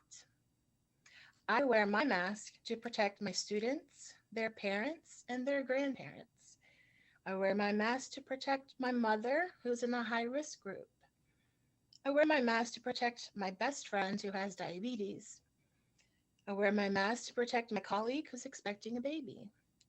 I wear my mask to show that I care about other people's health, because that's what you do when you live in a community. Please do the right thing and reinstate universal masking for all students. Thank you. Madam Chair, speaker number 8 and number 9 are not on lines. We will move to speaker number 10, which is Lawrence Reed. Please unmute. Welcome. I am unmuted. Can you hear me? We can, sir. Please proceed. All right. After speaking to numerous people last week, including yourself, Ms. Wright, I'm compelled to say that neither legal counsel nor administration should be able to request a special meeting by the school board in order to have an agenda pushed and avoid the scrutiny of the people, as I was told was done for the January 20th special meeting. That defeats the need for a school board. If you're going to run it like that, then it's not going to benefit anyone. As I said 2 weeks ago, the Declaration of Independence states that life comes before equality, and equality comes before the pursuit of happiness. The right to do what you want to do is secondary even to equality, which is liberty. And life comes before all three of the other two. So you guys have allowed counsel, which is the lawyer, the same one the other people were talking about, Ms. Linetti, and admin to usurp the people's need for life, for other people's privileged wants. Parents are in charge of their children's health, as the governor states, and as is stated in law. However, when you enter a public institution, you have to have additional rules and laws that keep people safe. These are facts. But you guys have allowed, and not only that, they say in the Declaration of Independence, we hold these truths to be self-evident, right? You guys have allowed politicians, and again, lawyers, to put my child and others' lives at risk. I have a cousin who is close to death in the hospital right now. He's still in there. He's been in there since the last time we talked, okay? And I'm telling you, I don't want anything to happen to my kids. 30 seconds. The governor's executive order is illegal. He's violated his oath to uphold our laws by issuing an illegal order. And emergency executive orders are only additive, not able to remove stuff. And the only people that can change that could change it, if it was legal, would be the General Assembly. Executive orders cannot be contrary to existing law. And that is time. Our next speaker is Michelle Kluwer. Please unmute. Welcome. Welcome. Thank you. I'm a 7th grade special education teacher, and I'm drowning. This is my 10th year in education, and this has been the most difficult by far. Today, I wanted to give you a small glimpse into what I do. It's not a comprehensive list, but enough that you'll get a good idea of how the proposed middle school schedule could affect me and my students. I started the year with 17 kids on my caseload. For those 17, I have to write new IEPs for each of them over a 10-month period. I have to write amendments for them if we determine it during the year that something may not be working. I have to collect data on each one of their goals. They average about 3 goals apiece, some more, some less. So at 3 goals apiece, that's 51 goals. Every 4.5 weeks, I have to report on those goals and send that information to parents. Every 4.5 weeks, I have to have a meeting for each child who has a failing grade in 1 or more classes. Every 4.5 weeks, I have to make sure I've graded and submitted grades for the class that I teach. And I'm one of the lucky ones that only has to do that for 1 class. I've met with students concerning academic, social, and emotional issues. I voluntarily have a group that comes to me 3 times a week to work on missing assignments. I've stayed late to assist students. I have to collect data if a child shows behavioral concerns. I have to contact parents regarding a myriad of things, including but not limited to bullying, sleeping in class, disrespect, a child appearing to be sad or upset. I have multiple conversations with teachers to ensure an understanding of accommodations. It has become increasingly difficult to schedule meetings since our compliance support teachers have been taken away as a resource. So with only one bell a day and many of those bells taken up by meetings, it'll be next to impossible. I used to dream of becoming a teacher. It's my calling. When the new schedule came out, I began dreaming of how I was going to get out because I know my plate can't hold anymore. We've been asked what can be taken off our plates to help, but in my experience, for every little thing taken off, like talent ed, we get another much bigger thing added, such as half of our planning time being taken away. Change will cause you to have a much larger teacher shortage than you're prepared for, or than what this schedule change can make up for. Teachers will no longer consider Virginia Beach to be a top district to teach for when they see that they don't get the time needed to be effective. I cannot effectively service my special needs students the way they deserve, and ultimately they're the ones who will end up hurting the most. I'm a school mom to so many of these kids, and with this new schedule, they will have to know, unfortunately, how my own children feel sometimes. Too busy with all the extra tasks to have time for them. Thank you. Our next speaker is Catherine Malley. Please unmute. Welcome.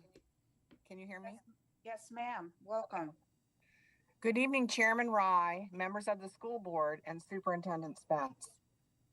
My name is Kathy Malley, and I am a 20-year teacher in the Virginia Beach school system and a member of the VBEA board. I am speaking on behalf of my middle school colleagues. The proposal to cut middle school teachers' planning time in half and assign them an extra class to prepare and teach will not solve the teacher shortage. It will exacerbate it. In a time when we already have a teacher shortage and teachers are exploring other options outside of the classroom, how will this recently discussed option mediate the shortage? It won't. Middle school teachers feel betrayed and disappointed concerning this proposed change. Some do not feel emotionally ready to address the board. I am speaking for them. This is from a middle school teacher. Our planning time regularly gets reduced due to attending meetings, professional development, covering classes, and other reasons. This proposal would cut our potential planning time in half while adding an additional prep for which we will be unavailable to attend PLC meetings. Many choose to teach at the middle school level in order to be able to focus on one grade level in a year. While some already split their focus voluntarily, this would require all teachers to split that focus. Our children deserve the best quality education they can possibly receive. Adding an additional prep would largely limit the amount of time we could be available to provide feedback and support for our students, as we would be learning a new curriculum and implementing it. All of our students would suffer. Teachers' stressful working conditions are children's learning conditions. Thank you. Our next speaker is Elaine Lombardi. Please unmute. Welcome. Hi. Good evening, school board members, Dr. Spence, and others. Thank you for the opportunity to speak before you and express my concerns. And I promise I'm not going to call for anyone's arrest. I am employed by VBCPS. I live in Virginia Beach. My 4 children are VBCPS graduates, and now my grandchildren attend Virginia Beach City Public Schools. I am so very proud of all of that, and I hope you are too, because we're in this together. I've spent my entire life in public service, my entire adult life in public service, with 20 years in the military, several years as a civil servant and government contractor, and now as a teacher in our amazing school system. I love your children, your grandchildren, your neighbors' children, and all the children in our community. A collaborative education professional learning community called K-12 Leaders surveyed educational professionals last week. They found that 2 out of every 3 respondents described themselves as dissatisfied with their current working conditions. Of that 67% who are dissatisfied, 88% said they are ready to leave their jobs with less than 1 month's notice.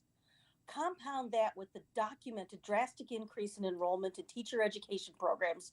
USDOE says there's a 20% decrease. Throw in the amount of vacancies we've had this school year, And don't forget what could very well be an upcoming mass exodus of middle school teachers. I would hope that the school board would be looking for ways to keep us around rather than push us away. Why are you doing this? I take very seriously my commitment to maintaining a welcoming, nurturing, and safe classroom, and I work very hard to meet that responsibility.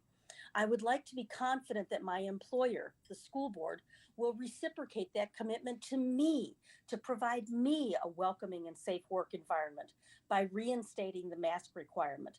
Attorney Linetti stated this evening that according to both cases as it stands now, the school board has the right to decide this. This is your decision that you cannot defer or state is anyone else's. Yet even tonight, one of your members claimed that the Virginia Department of Health has stated that masks are harmful to children.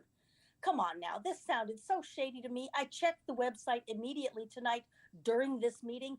There's nothing on the VDH page saying masks are harmful. In fact, the VDH still recommends masks for everyone over the age of 2. School board members, you have a platform. Don't make things up just because you have 30 people who will, seconds. don't make things up just because you have people who will happily believe you without question. In conclusion, I am asking you all to reinstate the policy requiring masking in the classrooms. At the very least, I would like to have the authority to enforce masking within my own classroom to protect me and to protect my family and those that I love. Once again, thank you all for the work you do for your community. It may not seem like it's appreciated, but it is. Good night. Our next speaker is Asin Verbanik. Please unmute. Welcome. Good evening. I am a VBCPS parent and concerned citizen, and I am for universal masking in our schools and putting the health and safety of students above the noise. Ms. Franklin, you want to talk about disruptions. The school board decision has disrupted my daughter's education since January 25th, and knowing she is safe inside her 3rd grade classroom, where 33% are maskless. Also, too many students, not parents, are making the decision to unmask themselves without parent knowledge.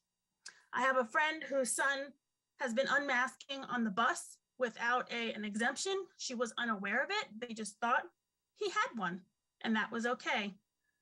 For the record, masks are required on bus regardless of school board policy. Against her wishes, but because we don't check, this is what is happening. So your plan that you put into place is not doing well. So if you're going to continue to have mask optional, you need to make it a parent choice and not a student's choice. Ms. Manning, let's be honest about the VDH new recommendations. It changed drastically the second Youngkin forced them to bend to his opinion, not science. If the Canadian women hockey team can play and win an Olympic game against the ROC, Yes. with masks Oh, on, I've been they waiting are for not a somebody to mention this. This is just a ridiculous statement. Attorney Linetti stated that according to both cases as it stands now, the school board has the right to decide this. This is your decision. Many of you were saying your hands were tied and you are rule followers. Well, guess what? The injunction has put this back on you. How are you going to put students' health and safety first? How are you going to ignore the angry shouting, name calling, and threats of lawsuits? It is time to do the right thing again and make up for the mistake you made last month that made it a free-for-all inside our schools and has been playing Russian roulette with our children's and staff's lives. Please bring back universal masking for VBCPS so we can put our students' safety first once again. Speaker number 15 had to cancel. We will move on. Morgan Morrison, please unmute. Welcome. My name is Morgan Morrison, and I am the parent of a Virginia Beach 4th grader. I'm speaking tonight to voice my support for reinstating universal masking. I support this simple, common sense mitigation layer primarily because our city has students and staff who can't be vaccinated or are at high risk of complications. We are a community, and I believe that we need to role model for our students that we're willing to do what we can to protect each other. People shouldn't have to risk their long-term health to go to school. I personally know of at least 3 elementary-age children at high risk, students with asthma issues, heart conditions, and those going through cancer treatment, and they are essentially being forced out of our schools in order to protect their health. I'm also concerned about the chilling effect on teachers and staff as these mitigation measures were so quickly stripped away at the height of the Omicron spread. These compounding effects of these relentless hits on them are just too much. Distancing is not possible. Quarantine is being reduced. Planning periods are being hijacked by the need to cover for sudden vacancies. My own daughter caught COVID in mid-January, and I know for a fact that the strict masking rules after the 5 days of COVID at home are not being enforced. It's one thing after another for these teachers and staff. And as a parent, I have significant concerns about the quality of the teaching staff that will remain in another 5 years as they decide to find other careers where employers truly value their health and wellness. I would not blame them one bit. No one deserves to be treated so disposably. We are driving these folks out by creating unsafe working conditions. I'm a product of this school system, class of 1999, but I'm becoming increasingly concerned about the future quality of a Virginia Beach public education when our staff and teachers are treated so carelessly. I implore you to reconsider this action as it is clear that the law is not being enforced at this time. Attorney Linetti stated that according to both cases, the school board has the right to decide this. I personally don't think you should have to bear this burden, but as it stands, this is your decision. Please be the rule followers that many of you had claimed to be and enforce this law. Thank you. Our next speaker is Molly Grasso. Please unmute.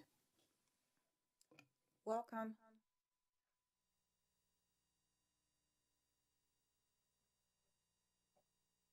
Molly Grasso, please unmute.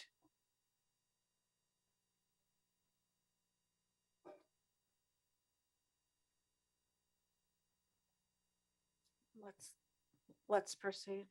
Okay, our next speaker is Natalie Bray. Please unmute. Hello, my name is Natalie Bray. I'm the parent of 3 Kingston Elementary School students, 5th grade, 3rd grade, and kindergarten. I support reinstating universal masking. Our family has done everything in our power to keep ourselves and others safe from COVID-19. Last year, we homeschooled all last year until our children could be vaccinated this fall. As parents, we are vaccinated and boosted. Our whole family masks in public at all times. We have reduced gatherings with friends and family. We follow the science. We make the sacrifices. This year, we rejoined the public school system because we felt assured that our children, teachers, and administration were being taken care of. But that doesn't seem to be the case right now with unmasked students in our schools. Masking for everyone is proven to protect from COVID transmission. When we talk about rights, as a parent, I have a right to know that the safety of my children is of high importance at school. That is my right. Teachers and administrators, they have the right to feel safe at work. No one should have to risk their lives to go to school. In light of the recent court cases, it's the school board that has the right to decide about masking. I urge you to prioritize safety for all and not be strong-armed by a few politicians and a loud minority. Thank you for hearing my thoughts. Our next speaker is Joyce Francesi. Please unmute. Good evening. My name is Joyce Franzese, and I have been a teacher with VBCPS for the past 10 years, and I'm currently serving as Vice President of the Virginia Beach Education Association. I'm speaking tonight in response to the middle school scheduling and staffing proposal for the 2022-2023 school year that was presented to this board. Displacing your loyal, hardworking, overburdened teachers is not a solution to your staffing shortage issues. Your solution should be to make VBCPS a well-functioning school division where teachers will want to work. We have heard from many VBEA members who will likely be affected by this proposed change, and I am urging you to vote against this. There are many concerns. This proposal gets rid of core teaming altogether, and this is something we know is helpful in supporting our students in the middle grades. As they transition from elementary to secondary school, this core team model guides them towards more independence and responsibility. This proposal does away with SEL support time, which we know from school surveys has helped our students feel more supported and like they belonged in their school community. This proposal adds another prep for our teachers, yet it cuts their planning time in half. There was no information shared on how teachers would be supported with this. And it is also unclear how SPED will function. Right now, it is looking like they will have less time for their already impossible workload. Our students and our teachers deserve more. Overall, we have only seen what you will add and no information about what you plan to remove from teachers' plates to make this work. I can tell you this, our plates are already full. I urge you to vote against this. Your current teachers are already trying to survive moment to moment and day to day. This proposal would only make that worse. What do you say to those who are now thinking that it isn't worth it to stay on and try to survive another school year with more hurdles placed in their way? This situation is a perfect example of how collective bargaining could help us. Right now, the only recourse that staff feels like they have is to leave VBCPS, and this will only make your staffing issues worse. Give your staff a seat at the table. With collective bargaining, we could all be a part of the problem solving together. Studies have shown that school divisions with collective bargaining have lower teacher turnover, experience fewer teacher transfers, and have better distribution of first-year teachers. Isn't this what you need? Teacher recruitment benefits from collective bargaining as well. And according to the 30 NEA, seconds. young adults considering a career in education will have to weigh the intrinsic rewards of teaching against low and stagnant salaries, increasing college debt, over-testing, and the constant drumbeat of teacher bashing. Collective bargaining will help transform the benefits of teaching for VBCPS and will help you to recruit new quality educators. And it will also help you to retain the amazing teachers that you already have. I hope you are listening. Thank you. And Madam Clerk, if I may, just to point out to my colleagues, we're approaching 8 o'clock. We have 5 speakers left, which at most is 15 minutes. So I just wanted Madam Chair, we have about 8. If we were to go back and try the 2 that we couldn't get on before. Right. And also note that Sarah Clark, who was supposed to be in person, she has to go via Zoom. All right, so 8, so we're looking at closer to 25 minutes. I mean, the point of our bylaw is that we allow the information staff to present and then we return immediately back to speakers. So if there's as many as 8, I'm proposing that we do switch to information, but I'm willing to see if there's any opposition to that. All right, then speakers, this is the first time we've actually, been in this position. Is there a way, Mr. Din, we can communicate that to them? You just did. They're all on now, so, okay. All right, speakers, thank you for indulging with us. We'll be back with you as soon as we're done with our 4 information agenda items. So, all right, so we begin with the all-important superintendent's estimate of needs and capital improvement program for fiscal year 2022-2023.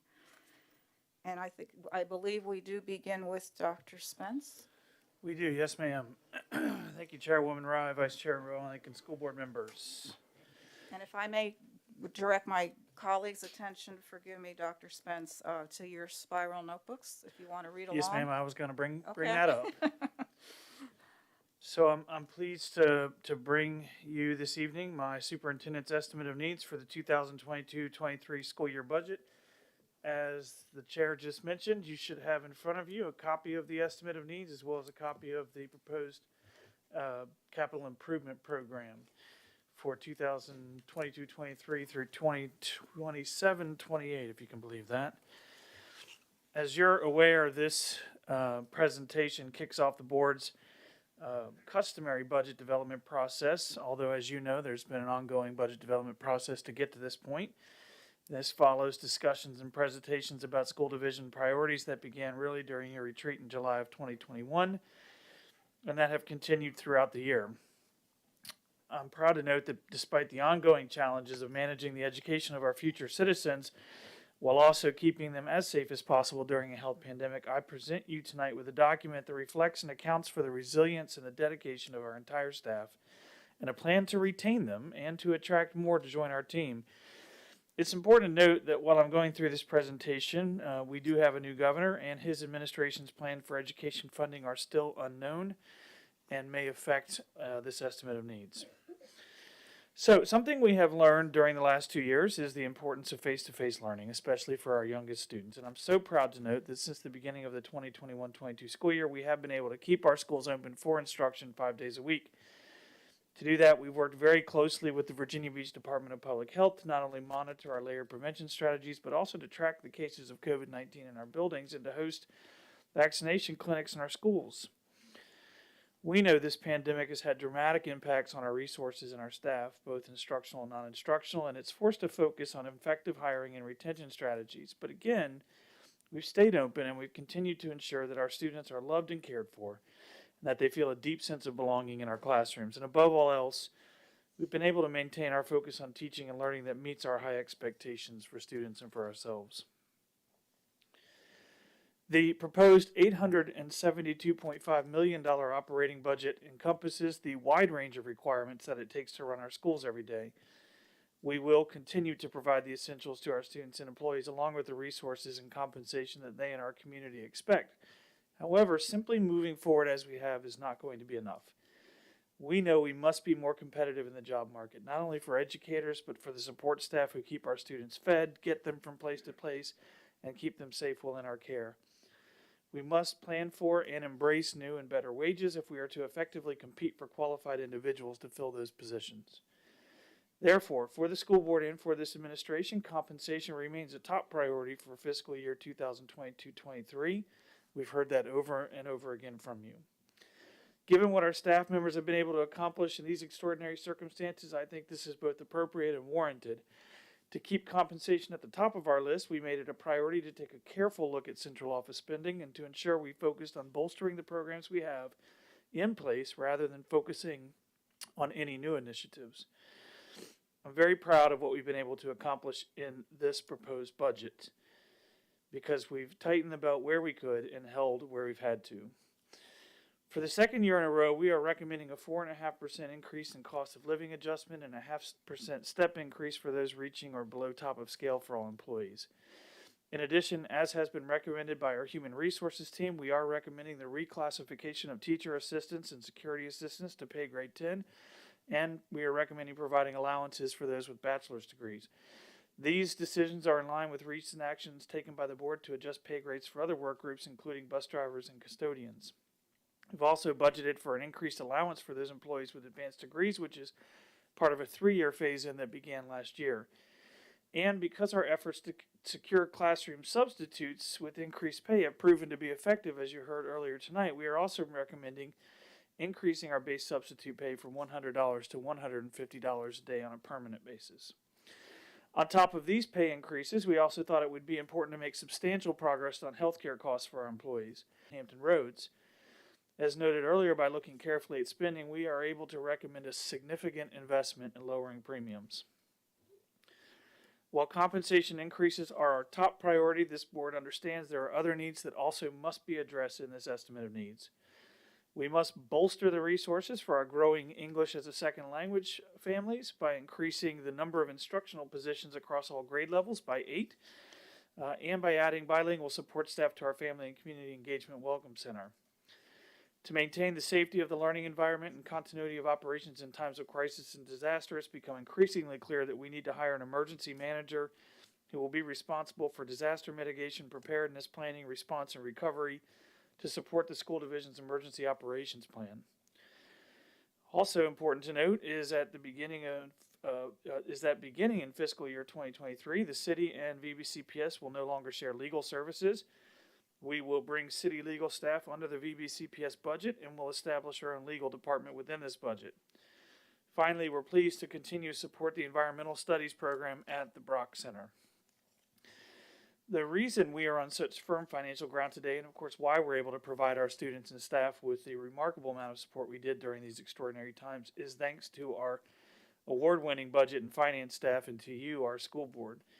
Together, we've managed federal pandemic relief funding and will continue to do so for the duration of those grants. And at the same time, we have proven again and again the importance of and our ability to be good stewards of the significant public investment in our schools. I'm very grateful to work for a school division where we do this by putting students and staff first and keeping our focus on providing a world-class education. And we are doing just that. Despite the pandemic-related obstacles we continue to face, VBCPS continues to thrive. For the 13th consecutive year, Virginia Beach City Public Schools reached record levels with respect to the on-time graduation rate, which now stands at 94.9% for the 2021 cohort, and the lowest recorded dropout rate of 2.7%. VBCPS also outperformed Virginia's rates of 93% for on-time graduation and 4.3% for dropouts. Once again, amidst a global health crisis, our graduation rate went up, not down, and I'm so pleased that we were able to be together in person for our commencement ceremonies, thanks to meticulous planning and hard work that made those ceremonies at the amphitheater so memorable for our graduates. It's just another example of how much we'll do for our families here in Virginia Beach. Here are just a few more accomplishments from another remarkable year. The Virginia Department of Education released pass rates from the 2020-2021 SOL tests, which were the first state assessments administered in 2 years. And even under the extraordinary circumstances of the past school year, students in Virginia Beach City Public Schools tested better than many local school divisions and bested the statewide average by a wide margin. Many of the 2020-21 graduating class were offered Members of the 2021 graduating class were offered more than $62 million in scholarships, a 30% increase over the previous year. VBCPS teamed up over the last year with Naval Air Station Oceana on Project Search, which connects high school students with intellectual and developmental disabilities to internships and on-the-job training. NAS Oceana is the Navy's first installation in the country to host the innovative program, and our partnership supports our military families and provides pathways to building student independence. For demonstrating our major commitment to supporting students and families connected to our nation's military, 27 Virginia Beach schools were named 2020-21 Virginia Purple Star Schools. Awards are presented by the Virginia Department of Education and the Virginia Council on the Interstate Compact on the Educational Opportunity for Military Children, which I continue to be proud to serve on. VBCPS was recognized by the American School Counselor Association for delivering an exemplary school counseling program at Rosemont Elementary School. This is the first time in the division's history for a school to earn this award, and Rosemont is one of only 2 schools in Hampton Roads to achieve the honor of a recognized ASCA model program. This demonstrates the effect school counseling services has on supporting student academic achievement and social emotional development. Windsor Oaks Elementary School was one of only 7 schools in Virginia to be named a 2021 National Blue Ribbon School by the U.S. Department of Education. Other division schools that previously received this award are Tallwood Elementary School, Great Neck Middle School, and Hermitage Elementary School. Windsor Oaks was also nominated by the Virginia Department of Education for this award based on data that reflected the school's dedication to closing achievement gaps for students with disabilities and African American students.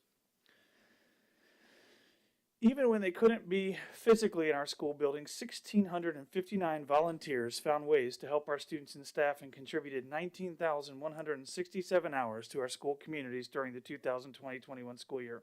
And we are so pleased that many of those volunteers are now finding their way back into our buildings. Our Beach Bags program distributed more than 19,000 bags to families in need, and the Virginia Beach Education Foundation gave out $174,000 in grants for innovative teaching and learning in our schools. During the pandemic, the Office of Food Services, Central Office, and school cafeteria staff worked on site as essential personnel, supporting USDA and VDOE school nutrition programs efforts and feeding our community's children nonstop from the beginning. Our staff offered at times 3 meals per day, as well as a 4-day weekend meal bags and 7-day meal packs during school breaks and holidays. And our Office of Food Services served more than 8 million meals between March 17th of 2020 and June 22nd of 2021. Our new virtual peer tutoring program connected 423 tutors with 677 students. As a part of our continued commitment to carry out our board policy 5-4 educational equity, VBCPS completed a division-wide equity assessment and is now in the process of forming an administrative equity planning committee to draft the VBCPS equity plan. The VBCPS Department of Technology issued 1,112 hotspots to families who had issues with internet access, and for 12 consecutive years, we have been named one of the best communities for music education by the National Association of Music Merchants Foundation for outstanding commitment to music education, noting that less than 5% of school districts across the nation earn this prestigious award. These successes reflect what we already know. We have a talented team of staff and teachers who work to make a difference for every child in VBCPS. We have committed families who partner with us every day to ensure their children have an amazing learning experience. And we have a community that supports this work and expects great things from us. None of this should be taken to mean that we don't have our challenges. We do. We've heard about some of them tonight. Just like every school division in the Commonwealth and across the country, this pandemic has created significant challenges that we must address. But I am confident that together with the resources outlined here tonight, we can do anything, and the children of this city will continue to thrive. Of course, in addition to our operating budget, VBCPS recognizes the need for ongoing capital improvements across the school division, which is another part of our commitment to ensure that every student and every staff member is in an environment that is healthy, safe, and conducive for teaching and learning. This capital improvement program funds the maintenance of nearly 11 million square feet of space by investing in our existing infrastructure through projects such as re-roofing, making HVAC improvements, and replacing outdated playground equipment. This year's CIP provides an opportunity to make even more aggressive gains in our modernization and replacement program. To that end, the proposed CIP fully funds the Princess Anne High School and the Betty F. Williams Bayside 6th grade campus replacement projects, and significantly increases funding for the replacement of Bayside High School. The construction of the classroom addition at Lynn Haven Middle School to support the Achievable Dream Secondary School program is funded and underway with a planned 2023 opening. Of course, even with all of this, it's important that we continue the capital improvements conversation with our city leaders, legislators, and community to ensure our continued progress. As you can see, we've built upon the lessons learned over the last years, bringing every bit of our innovation and creativity to bear, and I know there's so much more work ahead for all of us. We will do everything possible to keep the children, teachers, and support staff of Virginia Beach safe in their learning environments and to provide them and their families with the tools they need to thrive and succeed in the next school year. I recognize we have disagreements about how we do that, but no matter what, I look forward to working with you all on a budget that will keep Virginia Beach City Public Schools a world-class school division. At this time, I'm going to turn it over to our Chief Financial Officer, Crystal Pate, to dive into the details of this estimate of needs a little more deeply. Thank you, Dr. Spence, and welcome, Ms. Pate. Thank you, Dr. Spence. Good evening, Chairwoman Rye, Vice Chairwoman Melnick, school board members. I will share some additional information regarding the superintendent's estimate of needs and then turn the presentation over to Mr. Freeman to cover the capital improvement program. As you heard from Dr. Spence's remarks, we took a big swing at some very important items for the division. In this presentation, I'm going to mainly cover the school operating budget. However, the estimate of needs document provides a great deal of information on the budget development process, details on the school board's funds, our budgetary priorities, challenges and highlights, information on special revenue funds, historical enrollment and budget expenditures per pupil. There's also a section on personnel resource allocations and staffing standards and guidelines. This information may be helpful to you during the budget development process. Please note that this estimate of needs is based on the prior governor's proposed state budget, which is not adopted. And as Dr. Spence mentioned, we could see changes to this existing budget depending on the outcome of the General Assembly. To begin, I want to share information on the school operating fund and varying breakdowns. This slide shows you our revenue sources and related percentages that comprise the school operating fund. As you can see, the local contribution from the city is the largest funding source at 49.7%. State funding, including state sales tax, make up the second largest source at 48.2%. The federal source comes in at 1.5%, and the other sources of revenue make up the remaining 0.5%. When we look at the school operating fund by major category classification, as you would expect, the instructional portion is the largest at 73.3%. Operation and maintenance is the second largest portion at 11.8%.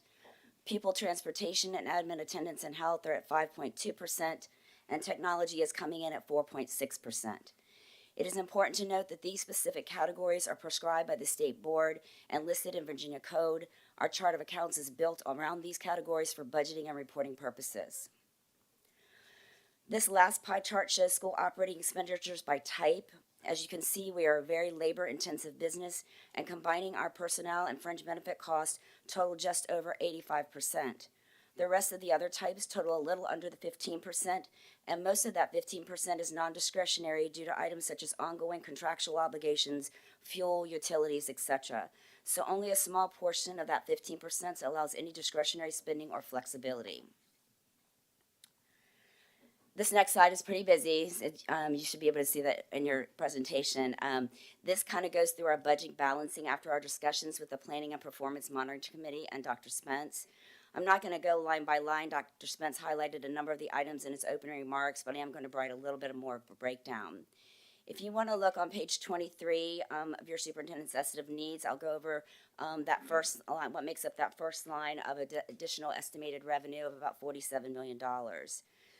So based on the latest information we have, we are estimating that additional revenue over our fiscal year 2022 adopted budget from all sources to be almost $47 million. Over half of this additional revenue, $26 million, is expected from the revenue sharing formula with the city. The state is expected to increase by $11.6 million, and state sales tax is estimated to increase approximately $10 million. As mentioned during our 5-year forecast presentation, we are going to begin to phase out the use of one-time funds in our school reserve account. So this first year, we are reducing that amount by 50% of the fiscal year 2022 budgeted amount, which results in a reduction in revenue of approximately $667,000. The largest use of these additional revenues will be used to provide a 5% raise to employees. Note that the state is providing us some funding to provide this raise to SOQ positions, and based on our composite index, we are to provide a local match for this group of employees, and in turn, we are funding the raise for our non-SOQ positions. It was mentioned about the substantial investment we are making in an effort to lower employee health insurance payments. Working with our third-party consultant, it was determined with an investment of $8.5 million, we can expect to see a decrease in employee health and premiums in the range of 40 to 50% for active and retirees. We also work to keep up the permanent increase that Dr. Spence mentioned in the substitute rate, going from $100 to $115 a day in an effort to recruit substitutes. This is our second year providing an increase in allowances for advanced degrees at a cost of about $1.2 million. We are funding 50% of the cost for allowances to security and teacher assistants who hold a bachelor's degree. Dr. Spence mentioned bolstering our resources for our growing ESL families. So you see the funding listed here for the 8 additional ESL teachers and the cost to revise current employee contracts from 10-month to 10-month extended. You also see the approximate cost of $503,000 to establish our legal department, since we no longer have shared legal services with the city.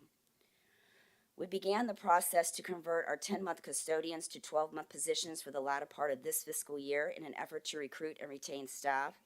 You can see the annual cost for this change to continue is estimated at $1.1 million. We have added some funding for technology and system maintenance, such as security software, backup disaster recovery, and computer software like ClassLink, Let's Talk, and Qualtrics. We also needed to increase funding for risk management to about $2.2 million. This is mainly due to some increase in our claims. We are seeing where we are going to have premium increases in our insurance policies. And we also are funding our IBNRs, which are really incurred but not reported liabilities that we have to book at the end of each year.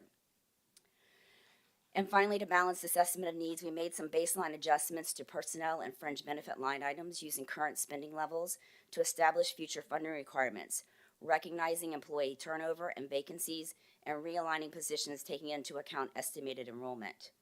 We were also able to do some targeted reductions to non-personnel line items where we believe the budget could be reduced based on expenditure patterns.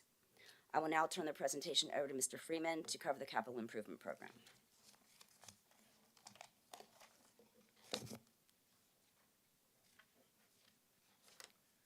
You've already received a bit of the highlights, so I'm going to jump right into it. Construction has started on the classroom addition at Lynn Haven Middle School to support the An Achievable Dream Academy secondary school program. The project is currently scheduled to be complete in time for school opening in September 2023. Our next 3 school replacement projects, Prince Anne High School, Betty F. Williams, and Bayside 6, and the Bayside High School are all included in the CIP, with Prince Anne High School and Betty F. Williams projects both fully funded through the 6-year CIP. We also see that through the proposed use of our 2020-2021 reversion funds, together with state construction grants included in the outgoing governor's proposed budget, that we've been able to provide significantly more funding earlier in the CIP for all 3 of these much-needed projects, particularly for Bayside High School. This, together with the ongoing PPEA process, provides us an opportunity to potentially deliver these 3 projects sooner than we had previously projected at an overall lower capital cost.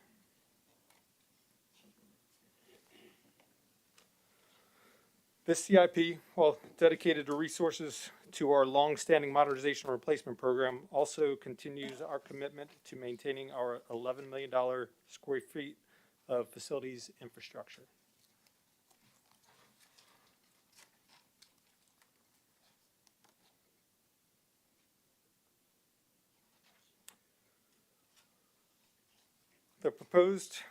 The total projected cost of the 6-year CIP, including appropriations to date, is approaching $650 million, with year 1, 2022-23 proposed at the $83.2 million. These amounts are reflective of alternative A of our funding sources. And here's a breakdown of those numbers. You'll see throughout the CIP the continued use of charter bonds and public facility revenue bonds, and a small but steady increase in the use of PAYGO funding from the operating budget. You also see this board's commitment from last year towards continuing to reinvest in at least $11 to $12 million annually in reversion funds into the CIP. The single biggest change this year, for the first time in more than a decade, includes the potential help from Richmond in the form of state construction grants. Governor Northam included $21.4 million in grant funding in his proposed budget. You will be able to see, after studying this funding summary chart in more detail during the budget process, that the inclusion of state construction grants has provided much needed additional funding in the 3 modernization replacement projects, providing an opportunity to advance these projects sooner. Because the state construction grants have not gone final, we have also included... All right, I actually have to get going, so I'm ending this live stream. I should be posting again next, in 2 weeks. That should be the next meeting, so on the 22nd. So for those that watch this, please join me again on the 22nd. Thank you. Have a wonderful day.